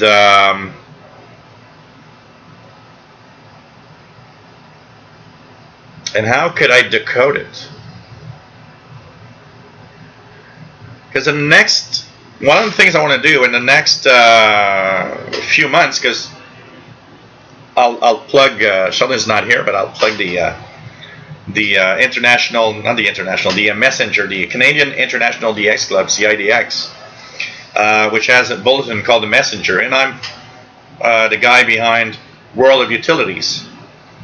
And one of the things I want to do a lot on that column, on the utility stuff, is I want to alternate between digital decoding of signals and voice. Because I don't want to, in a column like that, I don't want to annoy people that don't like to use a computer or want to decode the digital stuff, or just don't really understand and don't care. So I thought that my column, the World of Utilities, will alternate between voice, anybody can hear, and digital decoding stuff. And we'll alternate like that so that everybody's pleased. 1 month, people that don't care about digital stuff will have the voice stuff, either in sideband or in AM or whatever.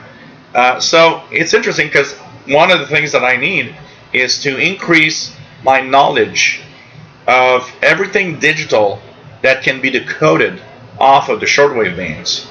Because I know that I am just probably decoding, 25% of whatever is possible to decode out there. The Cothan thing that I saw yesterday kind of opened my eyes to, oh, there's really a big world of stuff that you're not exploiting yet, and that you have no knowledge about, or very little. So I need to actually learn more about those things. There's so many of these things that I need to actually start decoding. And so I want to turn this computer, I'm install Windows 10 because I want to turn this computer into a, this will be the computer for shortwave decoding of everything. And I want to try everything on it, because it's going to be, I think it's going to be a lot of fun to check that out and learn new stuff. It's always fun to decode a new digital mode. It's always something that is kind of cool. Sun Templar Wednesday morning, 2 weeks ago, 7:30 Pacific, which is what, 10:30 here. That means 14:30 UT. Heard some voice signals on 6914-ish upper sideband. There's a lot of peskies, fishermen and people that use two-way radios around that frequency range. I very, very often, either an upper or lower sideband. I've even had so many times when I would actually hear a pirate station, for example, on 6925 upper, and hear Spanish talk on 6925 lower. It's kind of interesting. So there's a lot of that. There's a lot of that.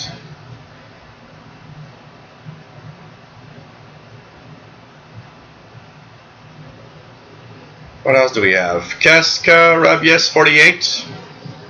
Nice to have you here. Tony Turtle says nothing in Michigan on 13923. That's okay.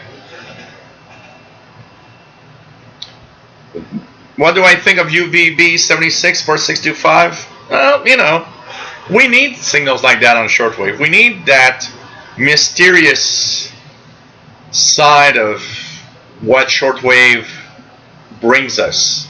Part of the interest, because I'm the listen to everything guy.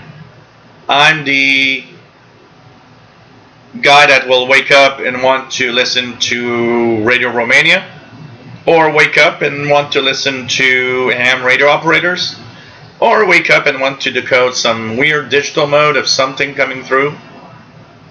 So it's, the thing is, we need mysterious signals that we're not really sure, they sound creepy. It adds to the hobby. I mean, come on. Honestly, everybody that knows us know that we're weird people, listening to weird signals and the noise. So we are already very weird and sometimes creepy. So, and you've probably been in a conversation where you start talking about what shortwave is all about, and you get that stare from people, and you're like, okay, after 2 minutes, I think I'm going to stop talking about it because I'm boring everybody else. And they're all like, oh, that's interesting. Yeah, okay. Forget it, okay? You asked, because I'm not the one that's going to go forward and say, oh, by the way, I listen to shortwave radio. No. If you ask, oh, I see that you posted on Facebook about, okay, I'll tell you what it's all about. But if you get bored, it's your problem. You asked. But we are already kind of weirdos a little bit in that. And, I don't know. I kind of like the fact that there's the Russian buzzer and weird stuff like that. I imagine somebody here that doesn't know me and he's like, oh, hi. What are you doing? Oh, I'm looking at that signal and wondering what it's all about. How about that for a first date? Hey, darling. What do you think of that signal? You're probably going to be alone. Oh, man.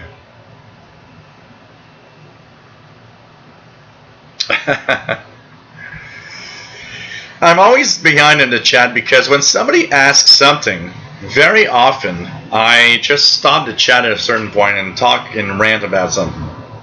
So, Madam Bali, this one's very difficult. It's like cis channel FSK when tuned in. Definitely not. No, that's not a weather fax for sure. but it's kind of interesting. Zach Oriental. Yeah, I'm not seeing Pactor either much, but I don't know. I don't know what that'd be. It is kind of weird. Some Templar says, look up WinLink 2000 airmail. Oh, I'm going to check that out. Stuart Lindsay, there's an online resource that keeps track of available software for the various modes. Is there an online resource that keeps track of software for the various modes? That's interesting. I don't know of any. Anybody out there know of a website that aggregates the different, software we would need for digital decoding, for example, and all software for amateur radio? That could be a nice place to be.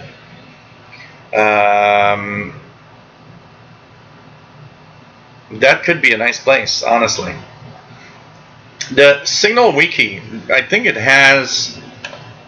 Let me just check it out here. HF frequency signals.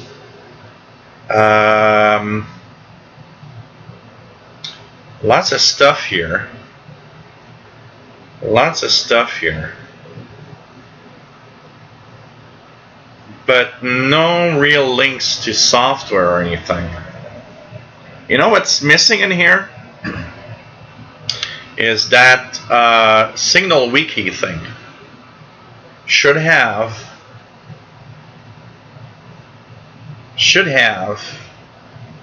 one of the columns should have software that you can use to decode. That'd be nice. Honestly, that'd be very, very nice.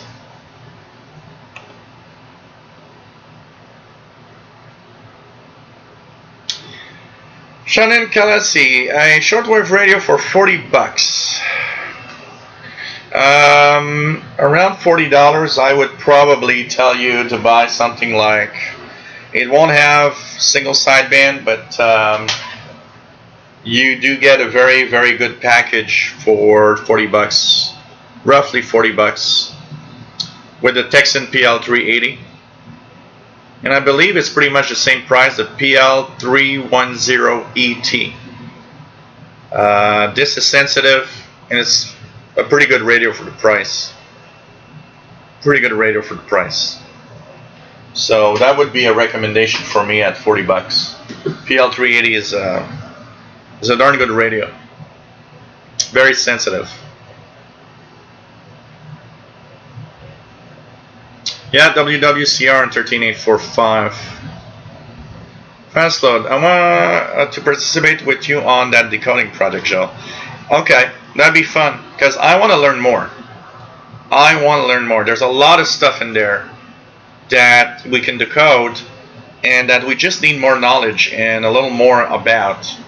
And I wanna make sure that I can decode stuff that I never had an idea ever that I could decode, honestly.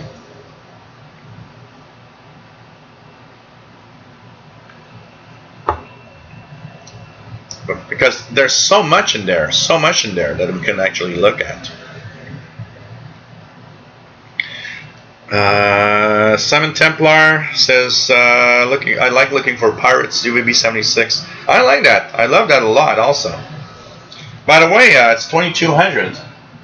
Let's, just out of curiosity, check out the signal of our Radio Exterior de España. English language service.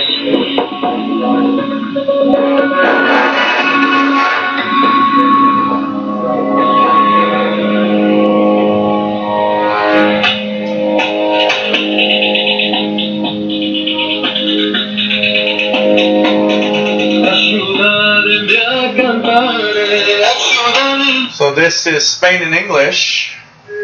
I'm hearing it on 12030. 12030 on the Yaesu, 9690 on the RSB1A. So this is Spain, that's in English now.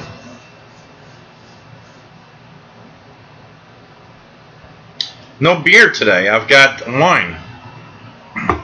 You know what? I had beer.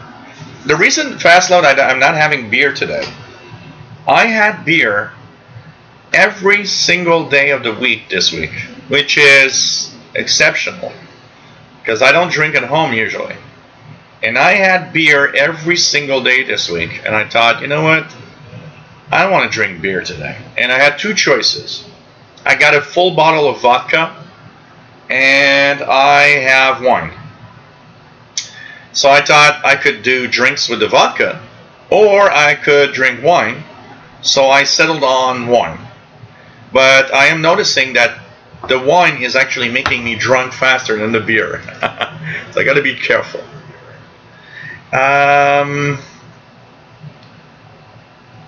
Sorry guys, I'm just looking at something here because I'm getting buzzes all the time. Okay, so no new builds of Windows this week. They just announced it now. Yeah, thanks. So anyways, Spain coming on strong on 12030, says Richard Cook. Also on 9690, different programming though. No, it shouldn't. It should be the same. So we got that music 9690, and I got the same music there. So you're not listening. You're not listening to the same station, Richard, if there's not the same programming. Fishkoff. Anyone getting a strong signal on 6185? I'm in Montreal, Quebec, Canada. What's my 20? I like that, from the CB days. I got nothing here. Are the power stations that were there earlier still there?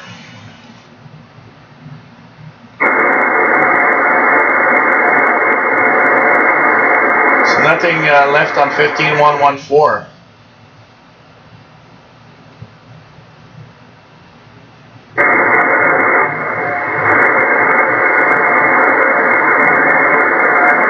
Hey guys, there's some fishermen here in the northern part of Quebec. I've heard many times they have these radios for communication. 5275.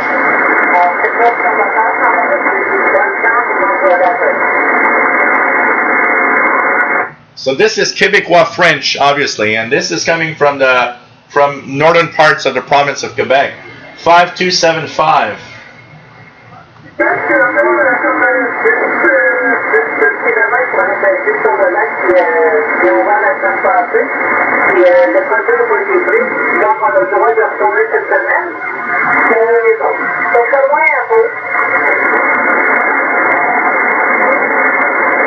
they're having two-way communications there. 5275 upper sideband, but that's Québécois French, and they're having communications here.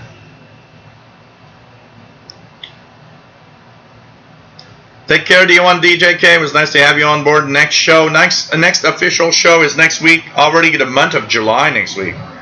Just incredible. So we will be back Friday, July 5th, 2000 UT.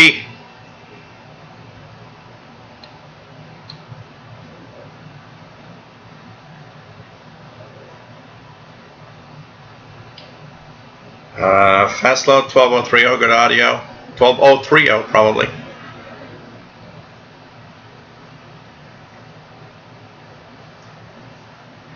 Jacques, could you center or zoom on that signal and see how many channels might show? Here I have 6. You're talking about the 13 megahertz one?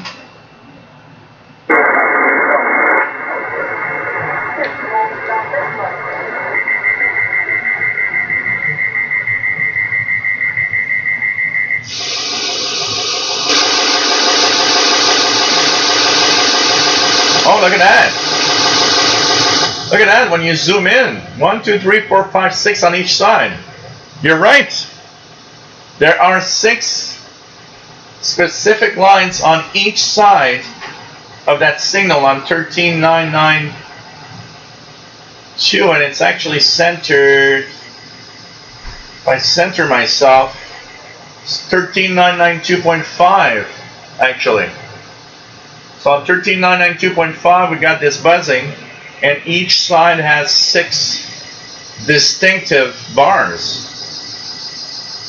You know, that's something I need to check. I never think about it, but zooming in a signal is absolutely important to see more. It's very interesting to see this. Jim McMullen, nice to have you here. Says, very educational tonight. Keep up the great work, Jim. D2E0TDR. Nice to have you on board from the UK, my friend. Tony Turtle, 12030S9 in Michigan. So pretty good. Pretty good. Really nice. Terry Cook, Factor 3 and 4 proprietary technologies of SCS.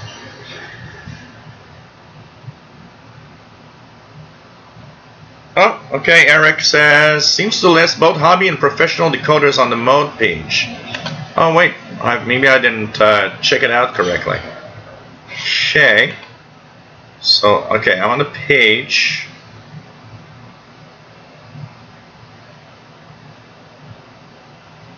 Let me just check it out here.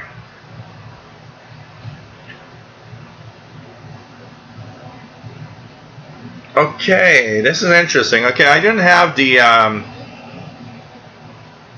right page. So there's a lot of stuff in here actually. The link now is interesting. Frequency bands, categories, all identified signals, unidentified signals. What is military, radar, and so on, amateur, commercial, utility. Oh, this is nice. I've never looked at that page in that way now. And they have recently updated signals, added signals, unidentified signals. Okay, this is interesting. This is very interesting. So there's a lot of stuff in here to look at, honestly. I will look at this for sure. This is really, really nice. Really, really nice. Huh. I'm going to check that. I'm going to keep the page open and really, really look at this because there's a lot of stuff in here. And it's very, very nice. I've never looked at that page that much. I need to learn more. I need to learn more. Tony Turtle, 10109, loud CW. Yeah, that's the bottom part of the amateur band, 30 meters amateur band. So 10100. So the bottom, there's an RTTY signal right smack in it too.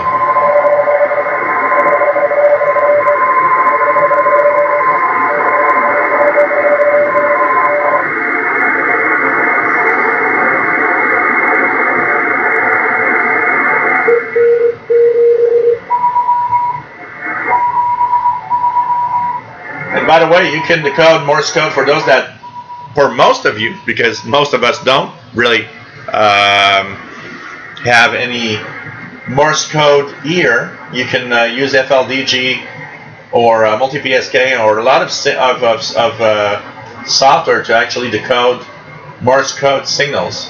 The only problem with Morse code is that it tends to be,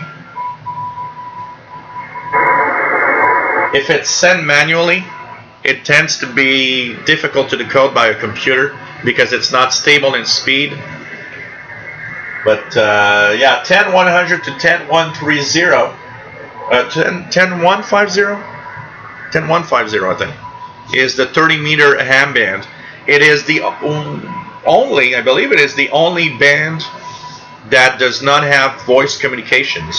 It does have some digital modes and some Morse code stuff. So that's the one you're hearing probably, Tony Turtle, the Morse code on 10109. Ray Kelly, Radio Exterior 9690, hitting 30 over 9. Cool. Of course it's 14%, beer is 5%. Yeah, but I do have fin du monde, which is 9% usually, you know. So that's another thing. Roberto Rojas, nice to have you on board, my friend. Buenos noches. Buenos días. Buenas tardes. F4IDL, bonjour et bienvenue for la France. Good evening. Glad I finally made some time while working on learning on the art of electronics and monitoring some 40 meters whisper. That's another mode that I've never decoded. WSBR. Some whisper mode. I've never. Rick Sutter, can I use an external Blu-ray drive on a laptop? Your USB ports better be fast. And the computer too. Because that's a lot of data on a Blu-ray. Douglas Perry, nice to have you on board, my friend.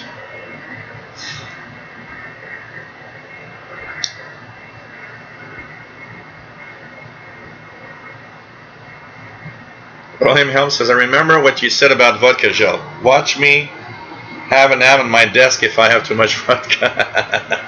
Yeah, well, that's pretty much, yeah. You gotta be careful with that. Fastload says, nothing here on 5275. You should, Fastload. It was pretty strong. 5275. I don't know if they're still here because there's try 5270 now.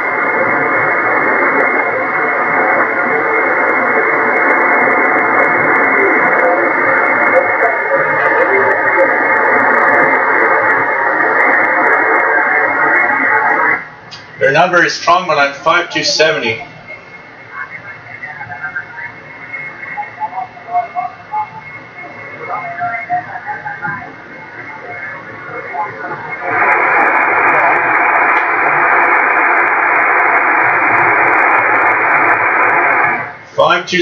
But this one is weak. The other one was much stronger. 5275. This is the time where you hear a lot of them because it's kind of that time when they take the time to call home. Nick Mayakovsky, 12 channel stereo transmissions. Yeah, this is kind of weird.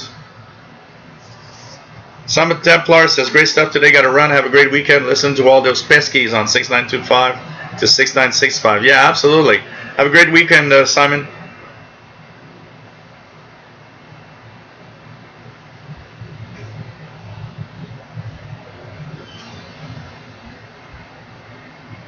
Yeah, this is an amazing page to keep up. Thanks, Eric, for sharing this. Free Saxon, nice to have you on board.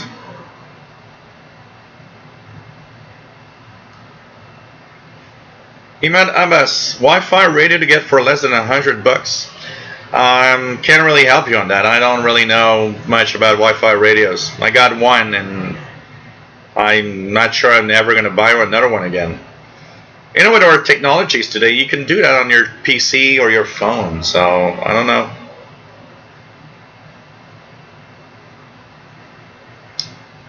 What age were you just talking about?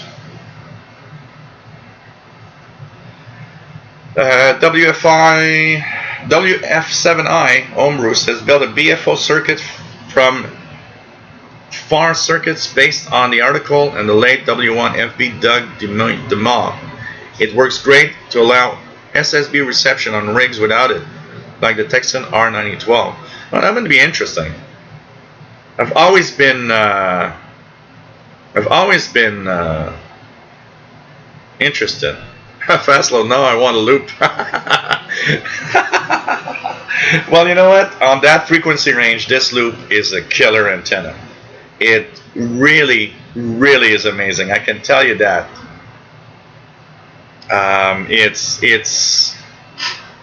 I hear signals in those ranges that I don't hear. Like I was comparing right now 5270. I was hearing something in the noise on 5270.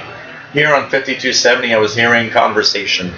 And the loop on that frequency range and below, technically below 10 megahertz, is killer. It's just so amazing.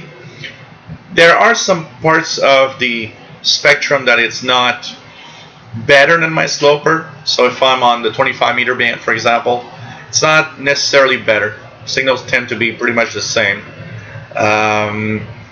A little higher, 19 meter band, 16 meter band seems to be more quiet. So 19 meter band, I do get a little more signal.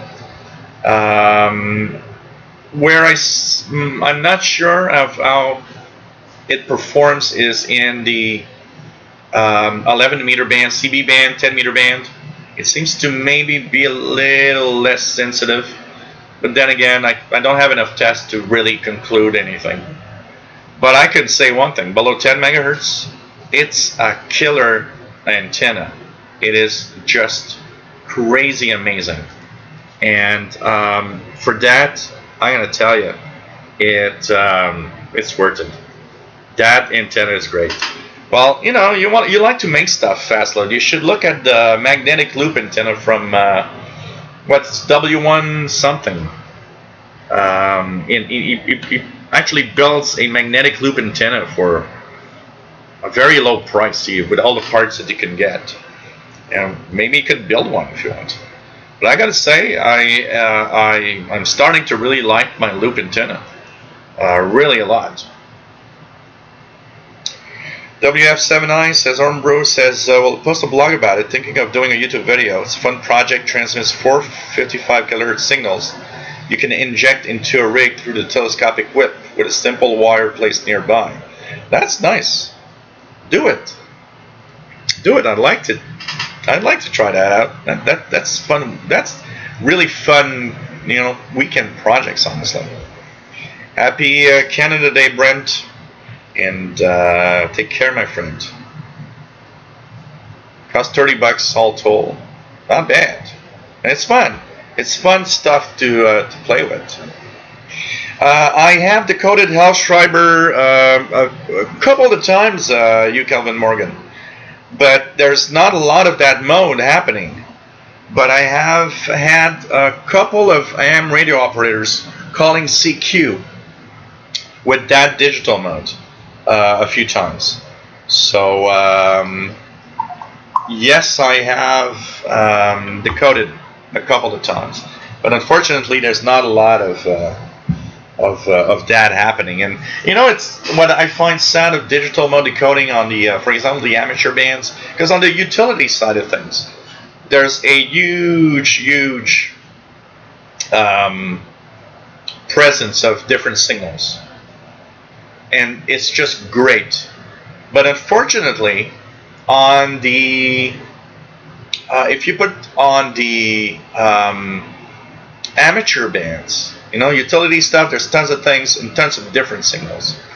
But amateur bands, everybody just seems to jump on one mode. So, you know, for a while, RTTY, radio teletype, was the thing. And then there were these Olivia modes and stuff like that people enjoyed. Then there was PSK31, everybody was there. Then came this FT8, FT4, and JT65. Everybody's jumping there.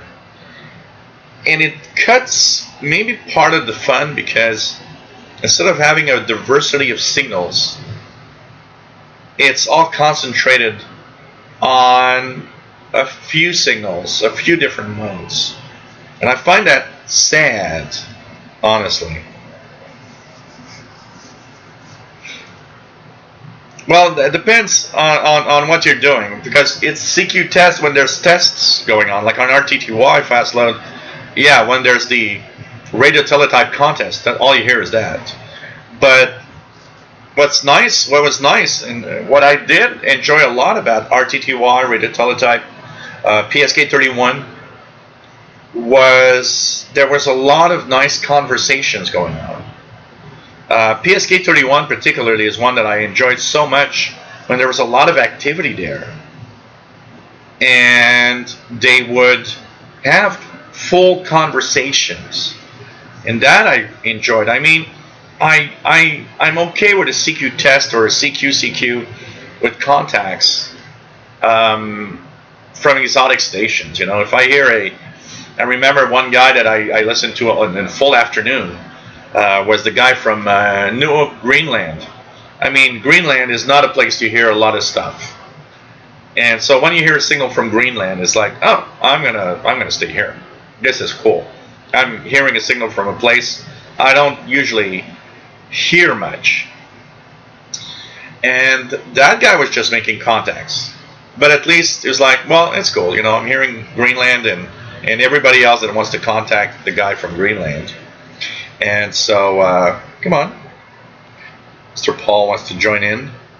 He decided to join in the fun of radio. He understands everything about of decoding software and decoding modes, by the way. He decodes everything. So Mr. Paul here. So, he's for that, sometimes it's okay, and I enjoy it. But I miss, FT8, for example. Okay, it's cool. But there's something I can't have fun with FT8. And the other day I was on 6 meters, 50.313. Yeah, I'm getting some US stations on 50 megahertz. I should be excited and, wow, this is so cool. I would be if it would be voice. I would be if it would be another type of transmission.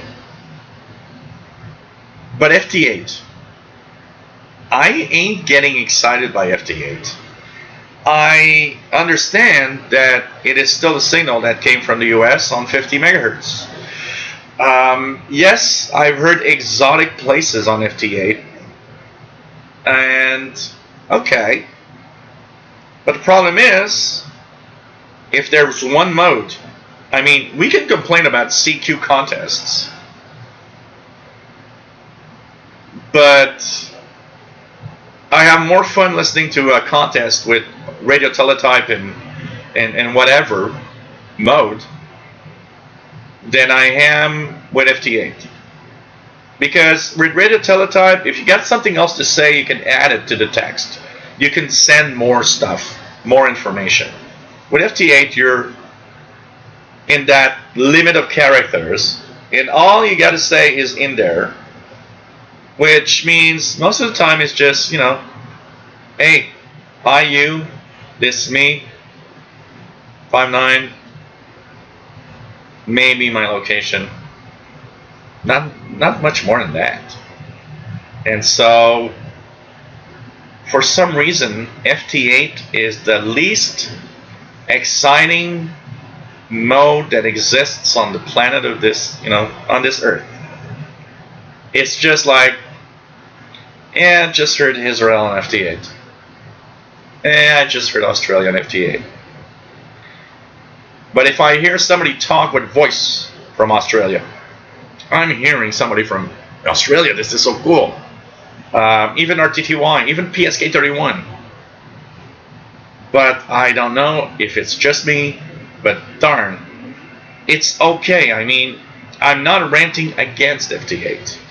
I'm ranting at the limit that it gives makes it uninteresting for some reason. I don't know, it's just me, but I don't know.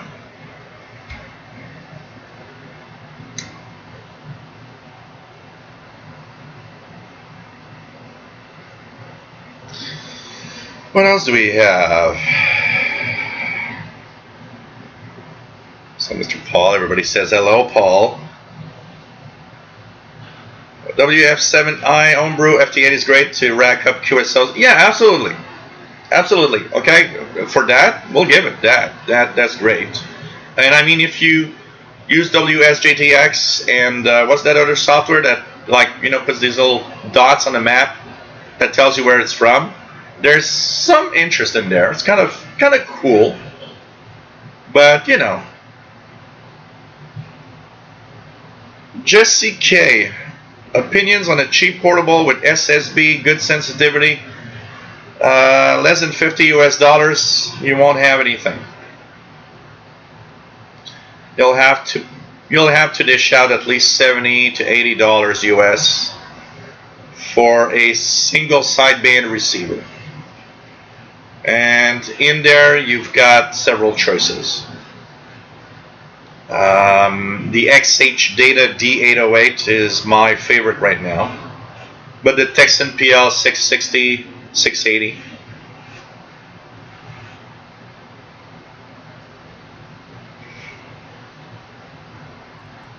F4IDL says the best part with FT8 is configuring it, then it's boring.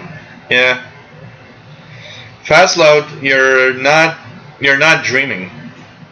as a YouTuber, I can tell you that loading the creator's page from YouTube on Microsoft Edge, on Mozilla Firefox, Opera, whatever browser you want, that is other than Chrome. It takes so long that it's like, what the hell are you doing?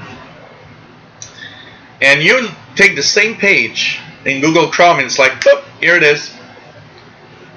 And you know what? I have the impression there's a code in there that says, if it's not Chrome, buffer or delay. And you know what? I'm dead serious that I sometimes think that they are doing it. Because come on. Okay? It's really weird. That's exactly it. WF7i. And okay, we got a WF7i Homebrew says PSK31 was fun because it's more conversational. And I agree. And I mean, okay, there are, let's face it, there's two types of guys that do ham radio. Guys that want to talk, and guys that just want to make contacts. And FT8 is good for contacts. You know, it's contacts. And if that's all you want to do, and if you're the kind of guy that doesn't want to talk to anyone, you'll go on FT8. And FT8 is amazing because it's such a good low noise mode that you can really DX on that. It's pretty amazing. But for a guy like me that would be more interested in conversation stuff, I can tell you that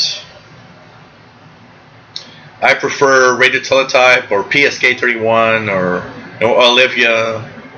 I would be the guy that would call. Actually, when I get my ham license, if you guys start hearing a guy in different modes, it's probably me. I'll be the guy sending CQ in that weird mode that nobody uses, just to see if someone out there will actually answer back.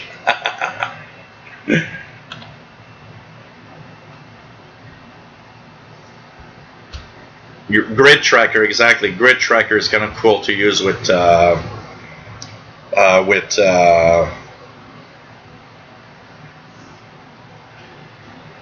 Hamtor. Yeah, Hamtor is still used in some stuff, like in utility side of things. But there's these are old modes. Hamtor, Radio Teleta, RTTY.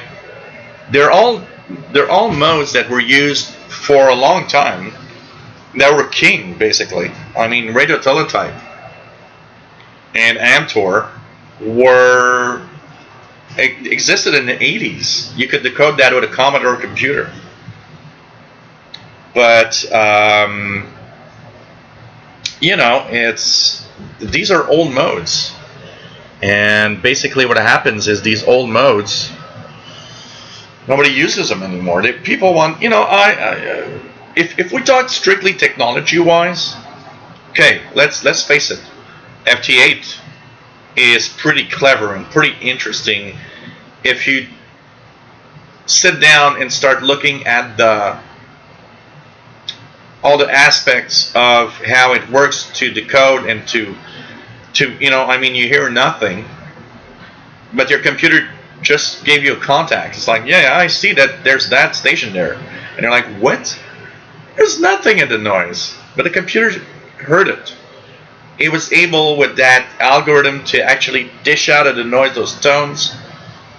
In itself, FT8 mode is an FT4, which is a faster version for contesting. It is an amazing technological feat. I mean, anybody that has been doing digital modes for a long time, we all were annoyed at what? The fades on shortwave, where you're decoding RTTY and fade, garbage, oh, it's back, text, oh, fade, garbage. Well, different modes improved upon this. PSK31, for example. PSK31 is a darn good mode even for fades and weak signal. It still decodes. You still have text. even when it's super weak and you barely hear something. And so there are improvements in the digital modes, which is very interesting. And we got to keep in mind that that's cool, honestly. But man, yeah, Grid Tracker is really cool. When you use Grid Tracker with FT8, it's just great. Absolutely. Hey, Imad Abbas, take care, my friend. Yeah, well, they didn't remove it from the store. Fastload. Didn't they just break the API and stopped it working? I don't think they removed it from the store. Or maybe they did. It's Google. They do what they want anyway. You know? I don't use Chrome. I use Chrome very, very rarely. I've never been a big Chrome fan. I'd rather use something else. People laugh at me and say, hey, you're using Microsoft Edge. Well, I'd rather use Microsoft Edge than Google Chrome. I'm sorry. Fastload will be listening on those weird modes. I can, you know, if I got one guy for contacts like that, I know that you'll be there, Fastload, because you'll be the guy that wants to try every damn mode in the software. And that's been removed? Okay. I thought it was just, because I know that there's, I'm mixing it up with, I think, the other ad blocker thing. Because the new Chrome version will have a different API, and it breaks some ad blockers from working, and people are going nuts now.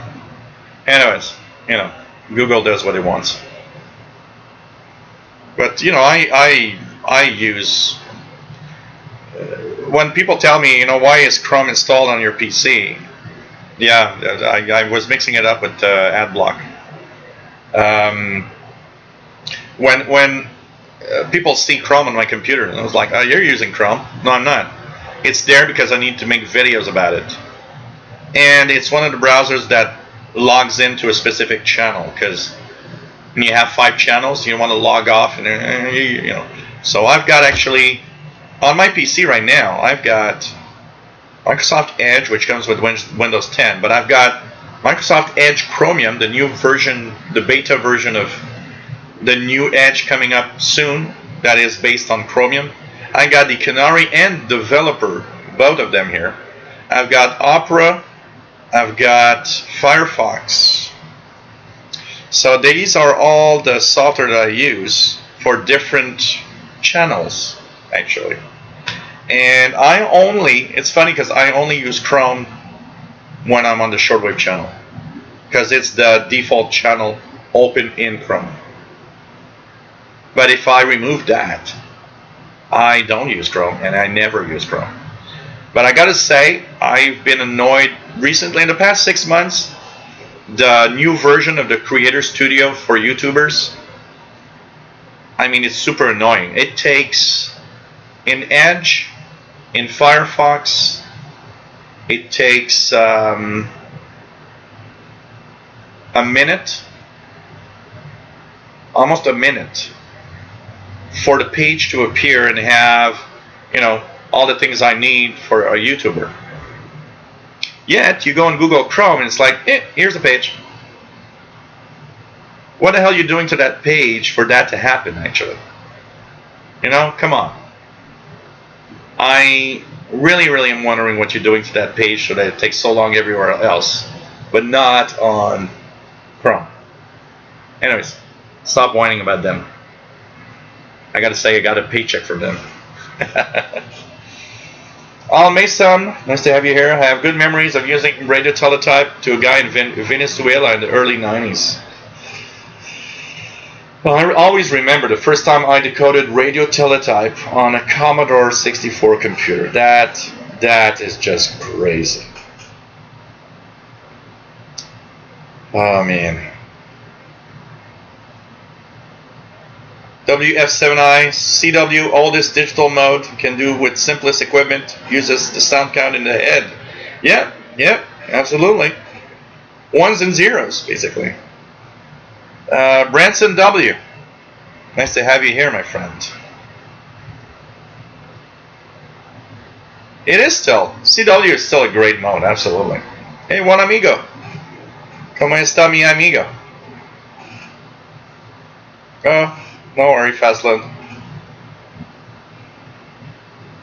Yeah, that new version of Creator Studio is crazy. Crazy. I'm sure they are actually doing it on purpose.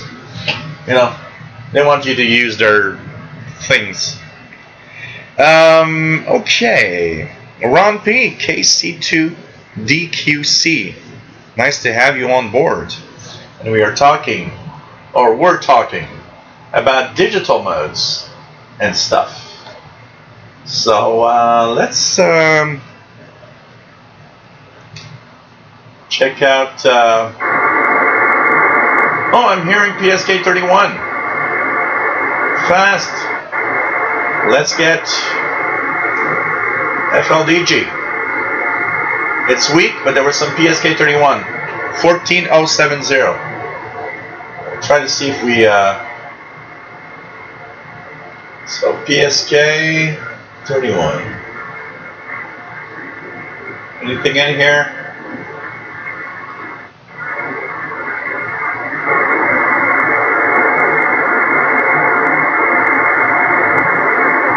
Unless I'm totally nuts. Let's try 7070.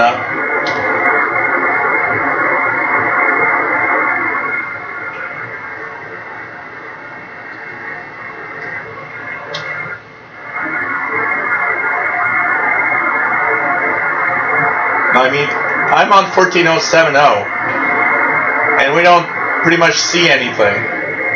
But I can tell you, around that 14076, 74, you see a lot of FT8 and all of that thing. That's all these lines here are FT8 modes. Look at that. There's a lot of that. Oh, what's here?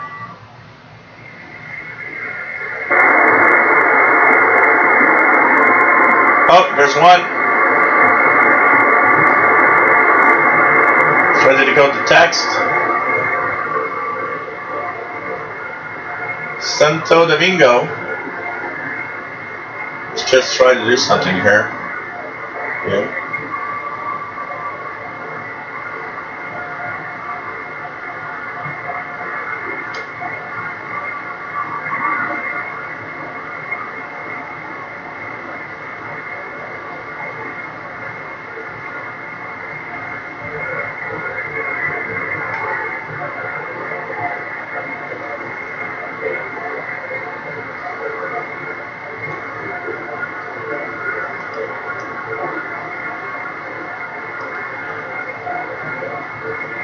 Here we go. You guys will be able to see something. So here we go. FK5. Well, I don't know.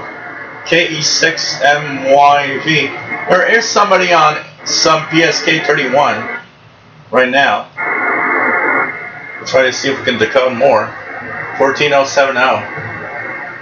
They seem to be pretty alone, though.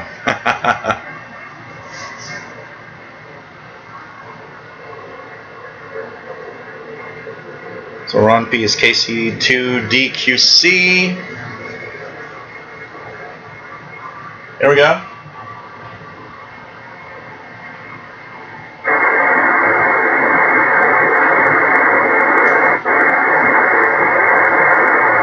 Come on, PSK.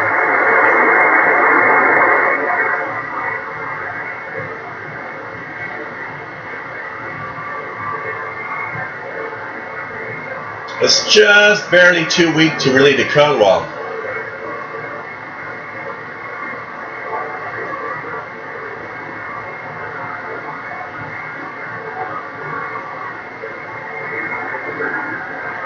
I'm getting just little bribes of something, just little parts of whatever text. I like PSK31, it's a great mode. Fastload says too weak for decode anything. Yeah, it's not very strong.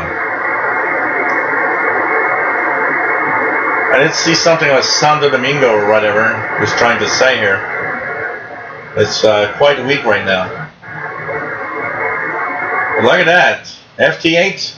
You got tons of FT8. Once again, I will promote my, do my little self-promotion. If you like what I do, don't forget paypal.me/shortwave or to the Yahoo email that you see here.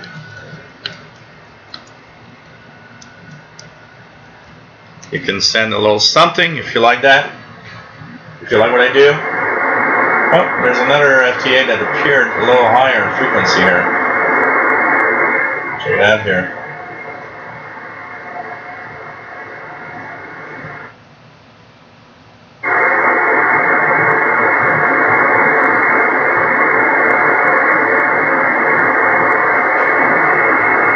Mario DXer.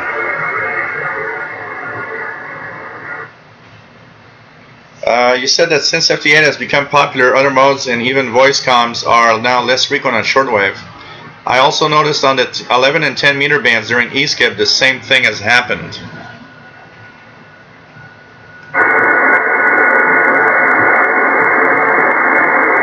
HI8AYR.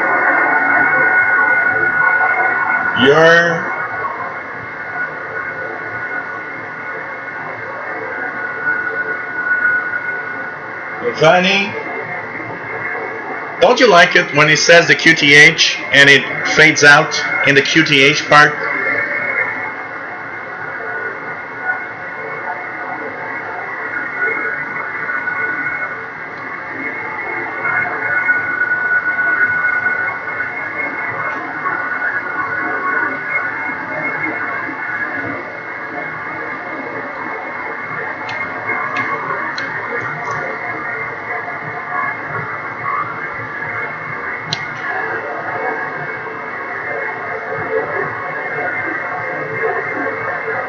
So I did get a station that is HI8AYR. Isn't that from South America? HI8AYR. Let's check it out. And we'll confirm if it actually works. So QRZ.com is my place of reference. HI8AYR.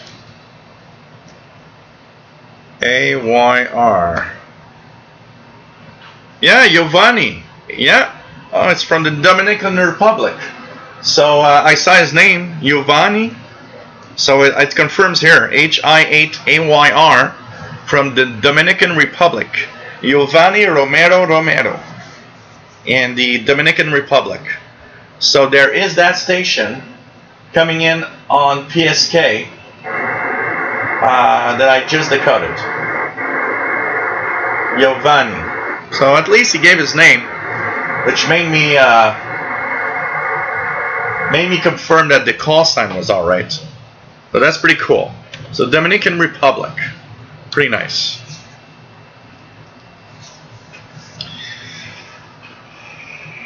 Yeah, FT8 is just like that's what I don't like. Matambale, 5 straight days with non-zero sunspot number, something to celebrate. Yeah, Matambale. But you know, I do tune into FT8 from time to time because there are some really amazing DX on FT8 sometimes, and it's kind of cool. But like I said, I have more difficulty getting hyped up on FT8 than I do getting hyped up on other modes, honestly. You know, it's kind of funny. Hey, KC Red Dragon, nice to have you here, my friend. So, you know.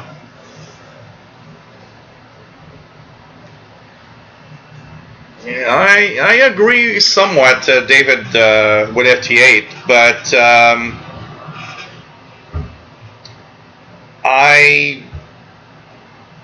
I'll be controversial here, okay?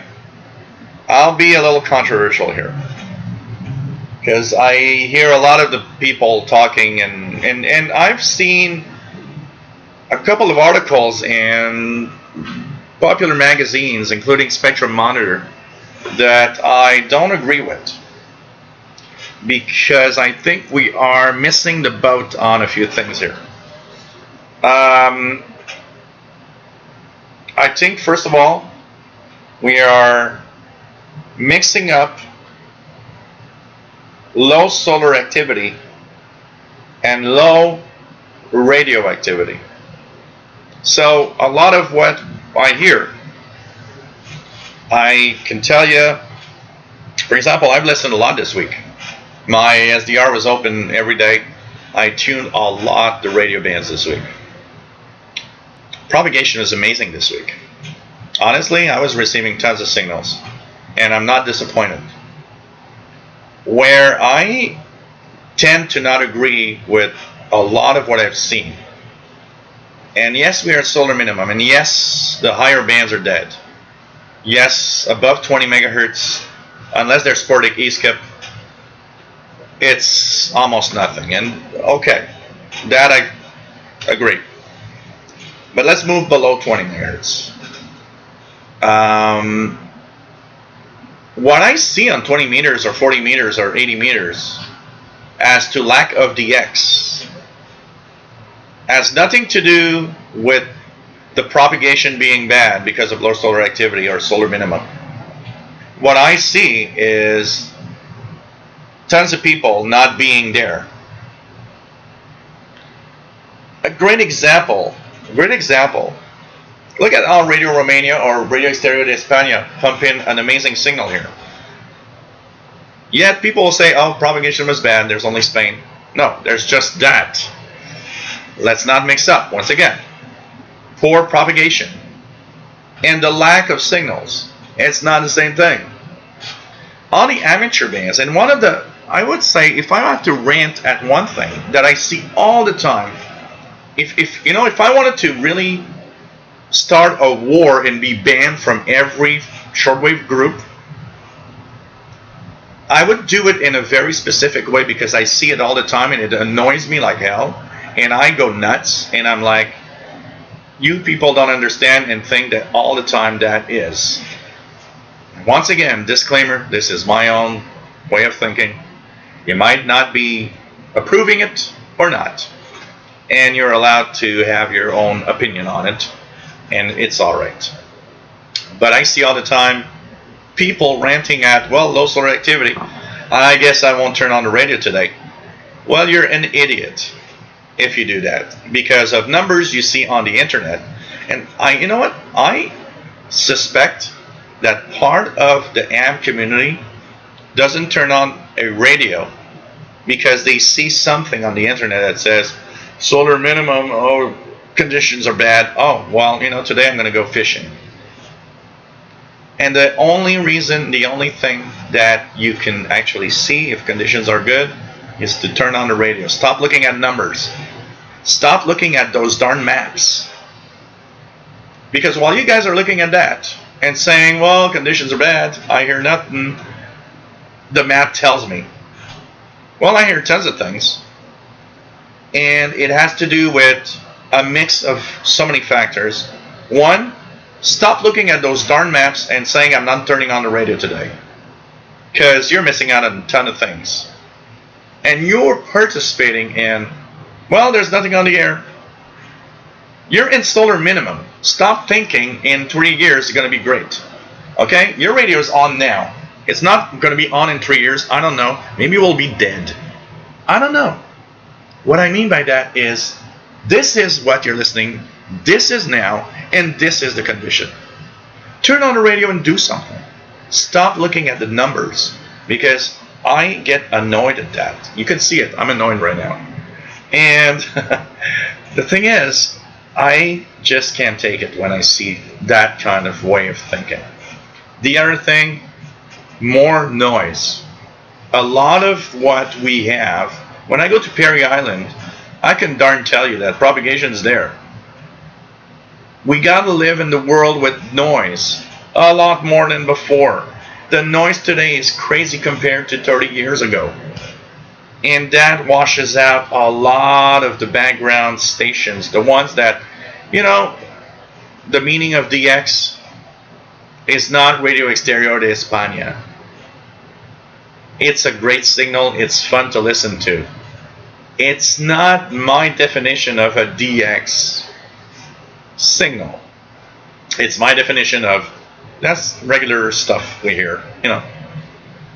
DX is the weak signals coming from, you can DX the BBC World Service. Why? Because you might be listening from a Singapore relay. The other day, and it was actually a nice demonstration of KBS World Radio being crappy at choosing their frequencies, and my loop antenna working pretty well. On 15, what was the frequency? 15, I think it was 15160 or something like that. It was 13 hours UTC, 9 a.m. here. I just woke up. I'm still half zombie. And KBS World Radio, English, barely visible on the waterfall, barely a peepus, whatever. But Voice of America, in whatever language, from the Sri Lanka relay, was at enough of decent signal to actually, if it would have been in English, I would have been able to listen to the program. And it was cool. It was from Sri Lanka relay. So, more noise. Too many people watching these indices, and they got to stop. You know what? There was a good thing in the 80s. Apart from listening once a day to WWV with the indices, we didn't know the hell was happening with the sun. And we just were, turning on the radio and not going on the internet to see if the conditions are good, to see if I should turn on the radio, which is probably the biggest mistake a lot of people are doing, and including a lot of amateur radio operators. So that's my rant, okay? I mean, we got to stop looking at these. We are at solar minimum, and you know what? It's now, and we listen to, and that's it.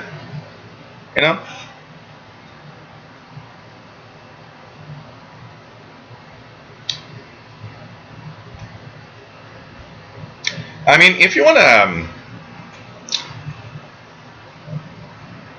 to see how conditions are actually surprising, any reporting like WF7I says pskreporter.info. I like one that's DX Fun Cluster. Thanks to David in Barcelona that actually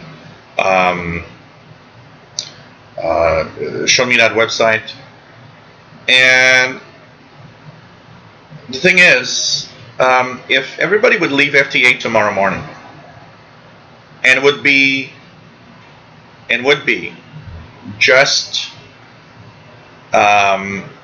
going on single sideband for a voice contact, I can bet you there would be a lot of people talking, a lot more than we think. I mean, come on, Bob says, what show is tomorrow? Tomorrow there's no show. I'm taking off the Saturdays for summer. By the way, I enjoyed the International Radio Report on Sunday mornings, DKUT. Yeah, you guys, if you haven't listened, International Radio Report that I'm part of with Sheldon and David, CKUT 90.3 FM in Montreal, ckut.ca. You can stream live. Jerry DX, that's a sin not listening to the radio. Absolutely. I totally agree. Johnny DX or Jill on the DX rant. I mean, come on. Johnny DX, Jill dined with a glass of wine. Tony Turtle, I put my antenna 5 feet higher yesterday and I bought the SWR down and made noticeable difference. F4IDL says, listening to old hams, nothing works, no propagation. I've installed speaker wire under my roof and worked 60 countries in 2 or 3 months, having fun and all. I think we're in an age where one of the things that is happening. We are in an age where we say that the young generation ain't interested in our hobby and learning in our hobby and our stuff like this, because it's like, oh, this is boring, it's old stuff and old style and old whatever. I think part of the ham community has come to a point where it is victim of that also. Oh, now I see on the internet that K-index is 4. That means that I'm going to go hiking today, and who cares about a radio? K4, I won't hear a thing. Yeah, have you turned on the radio? You could be surprised at what you're missing. I don't know. Miki Dalmach says, agree 100% with your rant. Nigel, Don, and I have been getting together 3 to 4 times a year for decades. Some of our best DX was during solar minimums, especially low HF and EM bands. I can tell you, solar minimum, I've been through several solar minimums in my 30 some years now, 37 years of listening. And I've had as much fun in solar minimums. Okay, solar minimums will bring some parts of the bands and some DXing more difficult. But at the same time, it's opening up other worlds. Low solar activity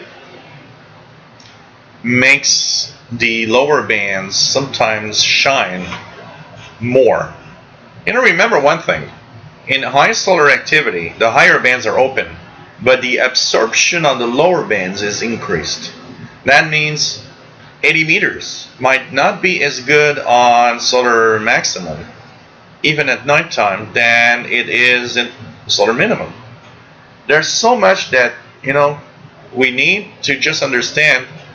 The lack of what we hear has more to do with the lack of people on the ham bands. One of the rants, another rant. Oh, there's more hams than ever in the United States. What? Where the hell are they? Can somebody tell me where the hell they are? What, you got that ham license and decided that it's a nice to have it on your wall as a certificate? And then it's like, well, I got the license now. I don't need to talk anymore. I told you guys I'm going to get my license this year. I'm going to be everywhere in the bands. That's for sure. I already know my own nature of this. I'm going to want to talk to everybody. I want to have every country in the world. That's what I've done with shortwave listening. A lot. And that's why I'm here. To, have everybody listen. And everybody hyped up. Like I told you earlier, this is now. Your radio is on now. Tell you what, you're going to start looking at indices on the internet to see if now is the good time. Well, now is now, and now is always a good time. Tune the bands. Find the frequencies you want to listen to. Find what you can listen to. Try to improve upon what you have. We have higher noise. Well, yes, that's my cat saying meow. That's Paul the cat saying, I'm hungry and I want you to feed me, or he wants attention. So, do something. Change the pattern of your antenna. Change its position. Unfortunately, for a lot of us, it also means, maybe getting more portable and starting to do our AM radio hobby from another location. You set it temporarily. It's like me going to a DXpedition. I've invested in a $500 loop for a very simple reason. Okay, I'm intense with my hobby, and I do live shows talking about it. I need to have some equipment that is worthy of what I do. So everybody's like, well, a loop could help. Let's try a loop. So I purchased the antenna. I am actually very happy. I am getting more signals. You guys, Fast Load saw earlier, I got signals that you didn't get because the loop on that frequency range is killer. It's just amazing. I mean, there are things to do, and there are signals out there. You might need to change your hobby a little bit. But once again, there are more ham radio operators than ever. Where the hell are they? What do? You got your license just to, have fun and say, well, I got a license. Want to brag to everybody you got a license? Hey, I got a news. If you look at the regular folks, the people out on the street, and you say, hey, I got a ham license, yeah, you're probably going to bore them to death. It's, what was it? It's was it a Simpsons show where there was like this guy on the radio, or it was Simpsons or darn, what other show? Anyway, somebody on the radio saying, I got a ham radio license, Yeah, it was Paul. It's Paul saying, hey, you know what? You have ranted enough tonight. You gotta check E-skip every day. I got people telling me, oh, well, the upper bands are dead. I'm never going there because we're a solar minimum. Yeah, sporadic E-skip exists. It's a random phenomena that you wake up one morning and, hey, it's there. You wake up the next morning and, hey, it's gone. You wake up in the morning, it's not there, but at 2 p.m., oh, look at that. It's full of it. Oh, at midnight, there's full of signals. You gotta listen in. I mean, I don't know. It's very, it's a very complex hobby, but I think, when you think of a hobby in general, I think every hobby that you might have, if you start going through it intense, yes, Mr. Paul, if you go into it intense, you get to a point where it is complex. Every hobby can really get really complex when you go into it deeply. So it's you gotta listen. Mr. Paul looking at me intense. So you never know what you can get, and so many times I've heard signals I was like, oh man, what was it the other day? I tuned into a signal the other day. I'm trying to remember that I was sure. So that's the other thing you got to be careful. Never think you know so much that something is impossible. And I've been there a couple of times. At this time, this frequency, impossible. You know what? This afternoon, one of the perfect example was that pirate station on 5114. Brian Penny saying, hey, pirate 5114. My first thought of a guy that says it's 4 p.m. in the afternoon in the summertime, sun is going to set in only 5 hours from now. I can't be hearing something on 5114 pirate station that everybody's listening to. How wrong was I? I tuned it and I was hearing the pirate, and Brian Penny was hearing the pirate, and some of you are hearing the pirate. You've got to be careful not to fall for the I know enough about radio that I will not try this because it probably won't be there. You got to really be careful about that. I was surprised to hear it, 5114. There was another signal this week. I'm trying to remember that, but I don't. The frequency and time was like, I'm not sure. But you know what? I got part of me that was like, even if part of me knows I'm not going to hear it, I got that drive to just punch in the frequency and look, is there something there? That also, you got to be careful. Thinking we know enough or too much, and that we are positive something is not happening, because it's just it's a mistake. I better have my first QSO during a live show. I will, Johnny DXer, absolutely. WF7I, it will be probably one of you guys that want to talk to me. WF7I Homebrew has been through several solar maxes and minimums as ham just worked Australian 40 meters on CW this spring during gray line, which is the opposite end of the planet for me, the solar minimum. Crazy. Crazy. Solar max, solar minimum, they open up a lot of things. Higher bands, lots of stuff, but you gotta be careful. Gotta be careful. It is fun, Tony Turtle. I like that, especially the ones that have a lot of information. Tony Turtle says fun and interesting to look up people on QRZ.com after a QSO. So you see faces of amateur radio operators. We always have this thing about voices and faces. Hearing the voice of a radio announcer. I remember the first time I heard a radio announcer and looked at the guy and was like, wow, that guy with a deep, rich voice looks like that. Looks like a gremlin. It's like, I remember thinking that. And it was like, okay. So we have a voice, we have Keegan, yeah, I think it's Family Guy.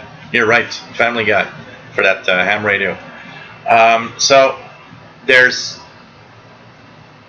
the voice, and you make yourself an image of what somebody might look like because of the voice. And it's interesting because you look at that and you go to QRZ.com and you see that ham radio operator talking, and it's like, wow, he looks like that because we got a lot of pictures of ham operators, pictures of stations, pictures of antennas. It's just great. It's really a lot of fun to watch that also. I really like those that actually fill up their QRZ.com page with tons of pictures and information.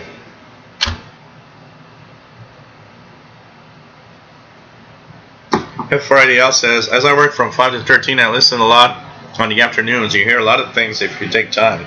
And I mean QSO with far countries. They they heard me weak, but hey, made it. Absolutely. Absolutely.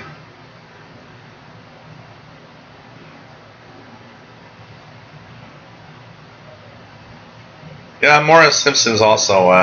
Family Guy, it's okay, but I mean, Family Guy's kind of weird, honestly.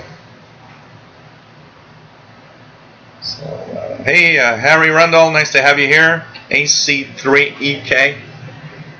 It's kind of nice to, we gotta listen, man. We gotta listen to our radios. I don't know how many times I get emails or I get messages from people saying, hey, you're getting all of these stations and I don't get anything. And you realize a lot of stuff. The hobby, both on amateur radio side and shortwave side of things. There's a similar thing in here.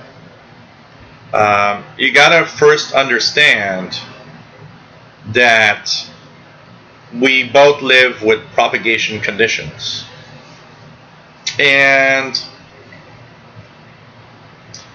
you just gotta understand that propagation condition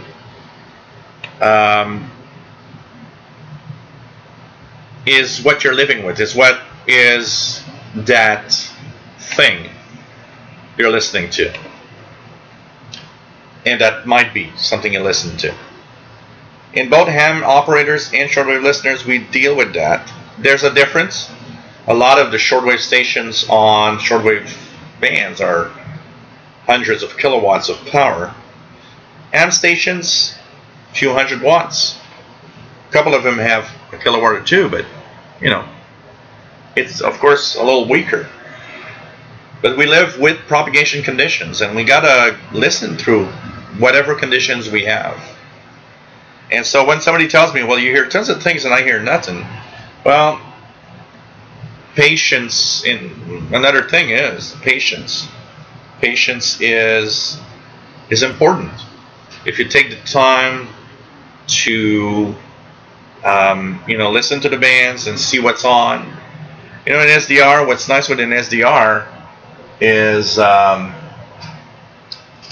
you see things. You see things appear on the waterfall, and you get to a point where you're like, oh, there's something here that I might have missed. And yeah, I think an SDR probably helps you in several little things here, in actually seeing something you might have missed. Where an analog radio, like the ICOM, you didn't see what was around where you were listening. But still, whatever you're listening to with a portable radio or a SDR, tune the bands and tune around all the time. And don't think that, there's two things you gotta think here. When you hear a signal, don't think it's going to be there tomorrow, because you might be surprised. Even a very strong signal, when propagation is really in very unique conditions, you might hear stations and think, wow, this is so strong, I'm going to listen to that tomorrow. Yeah, it might not be there tomorrow. And I always have that story, you guys, some of you found funny, is when I started in shortwave. I put up, 100 feet of wire. And one morning I hear KBS World Radio, and they were on that frequency, 15575. But at that time, solar activity was very high. So it was coming in really well. And I was, I believe, on my DX 302 from Realistic back then. And I was listening to KBS World Radio in English. I was like, wow, this is cool. Actually, it was called Voice of Korea back then. And this is so cool. I'm listening to South Korea direct. And I tune in the next day, and I hear nothing. I hear a very, very faint signal. And I'm like, okay, that's it. My antenna's broken. Something happened to my wire. I mean, what the hell can happen to 100 feet of wire on the roof? Nothing.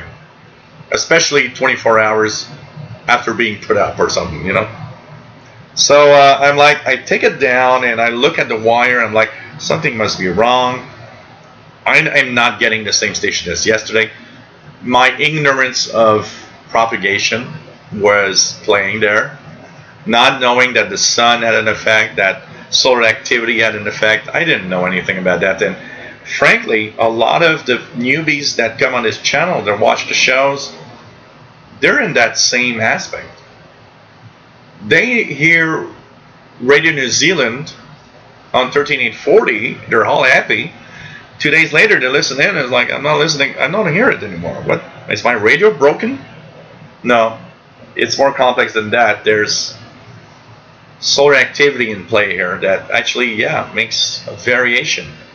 This week I listened to Radio New Zealand 13840 pretty much every evening, except one where it was much weaker than usual. I think it was Wednesday was weaker than usual. Or Wednesday. So, my ignorance of, not knowing. And at the same time, there's the opposite. So, you hear a station today, you might not hear it tomorrow. But the opposite is true. I tried that station 2 days in a row and I don't hear it. Don't let that be a reference, because it doesn't mean you can't hear it. Of course, there are impossible stations to hear because of time and frequency. That is impossible, and that's it. But an example, KBS World Radio, South Korea, 15575. It's not coming in. I mean, I haven't got a decent signal in the past month. But you know what? I keep trying, because I know, and it's from the past, I know that I got some cat hair or something here. Gotta stop scratching. So there's, I haven't heard it in the past month, but I know that when conditions are right, it's possible to hear it. So you got to try also, because if you just abandon because you haven't heard it, 2 days in a row, you're missing out on stuff also with that side of things, I would say.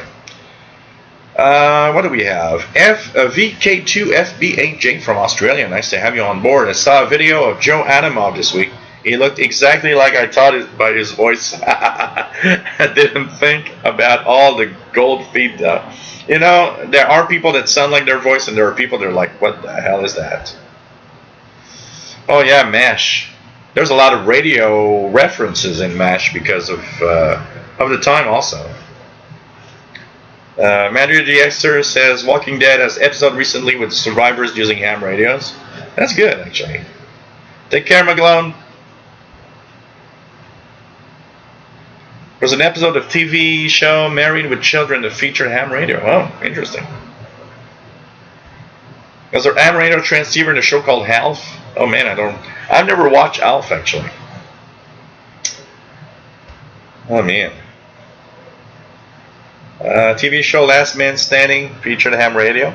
Interesting. Chester Johnson, I was listening to 80 meters and the noise level is at 9. I keep thinking I have water in the coax due to the thunderstorms. Within a few hours the band's opened up. Patience. Absolutely. Absolutely. You gotta be patient. Absolutely.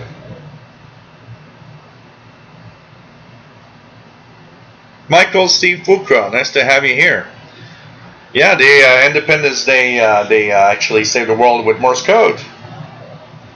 I always say my favorite movie with radio reference in it is Contact with Jodie Foster, which is a movie I actually love. You know, it's far-fetched, but I just love her character and her listening to the stars and getting radio signals, and her being as a kid a ham radio operator and all. That's kind of cool. It is kind of cool. It's really an amazing, and it has that side of society that you're like, yeah. There's a lot of amateur radio operators actually that are Joe Walsh. Joe Walsh is an amateur radio operator. There's a lot of artists that are actually amateur radio operators. It's very, very surprising. Being a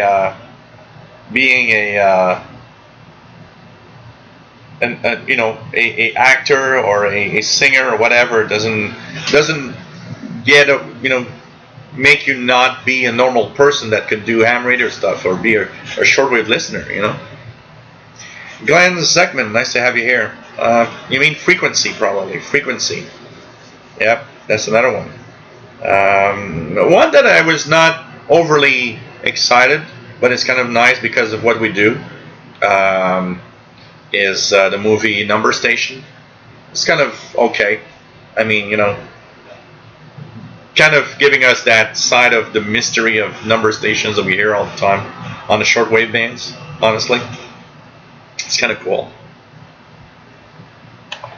So, hey guys, I'm gonna give out for last time my little credentials if you want to help me out. If you enjoyed my show today, my ranting at amateur radio operators that are not there and doing nothing with their ham license, me being here every Fridays, why not give a little something? PayPal.me/shortwave, or at the Yahoo email that you see here.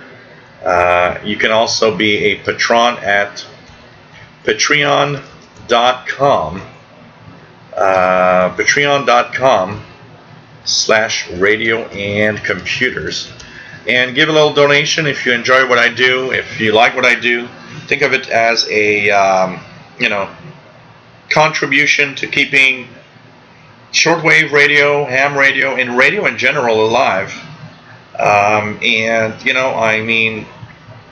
There's so much we talk about each week and try to have fun with.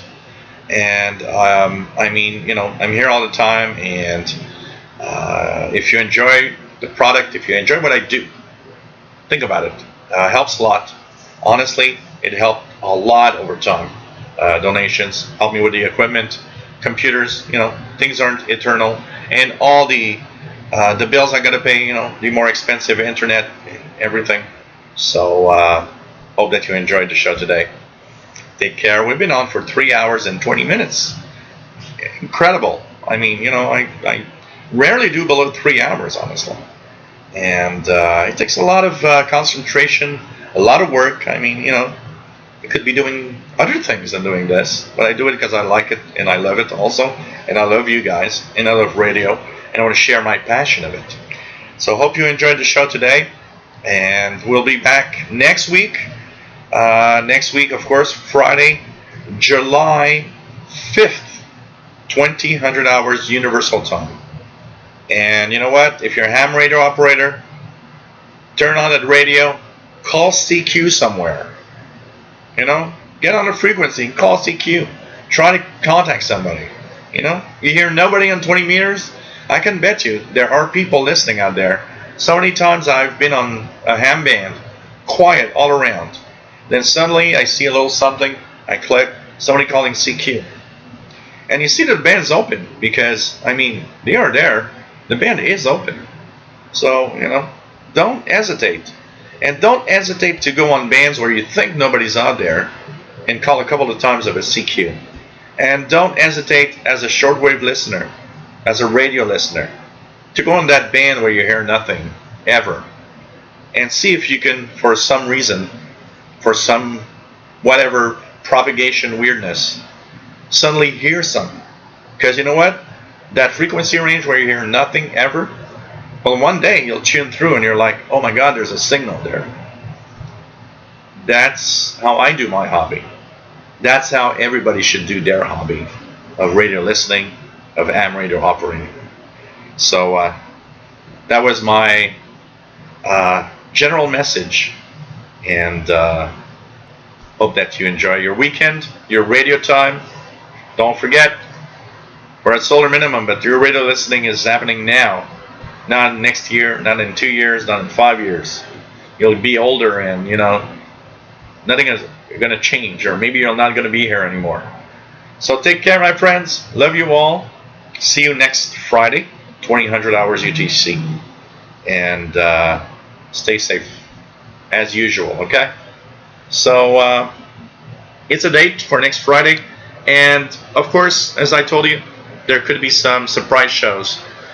Since I don't do any Saturday shows, there will be some surprise shows from time to time in the week at different times. Take care, stay safe.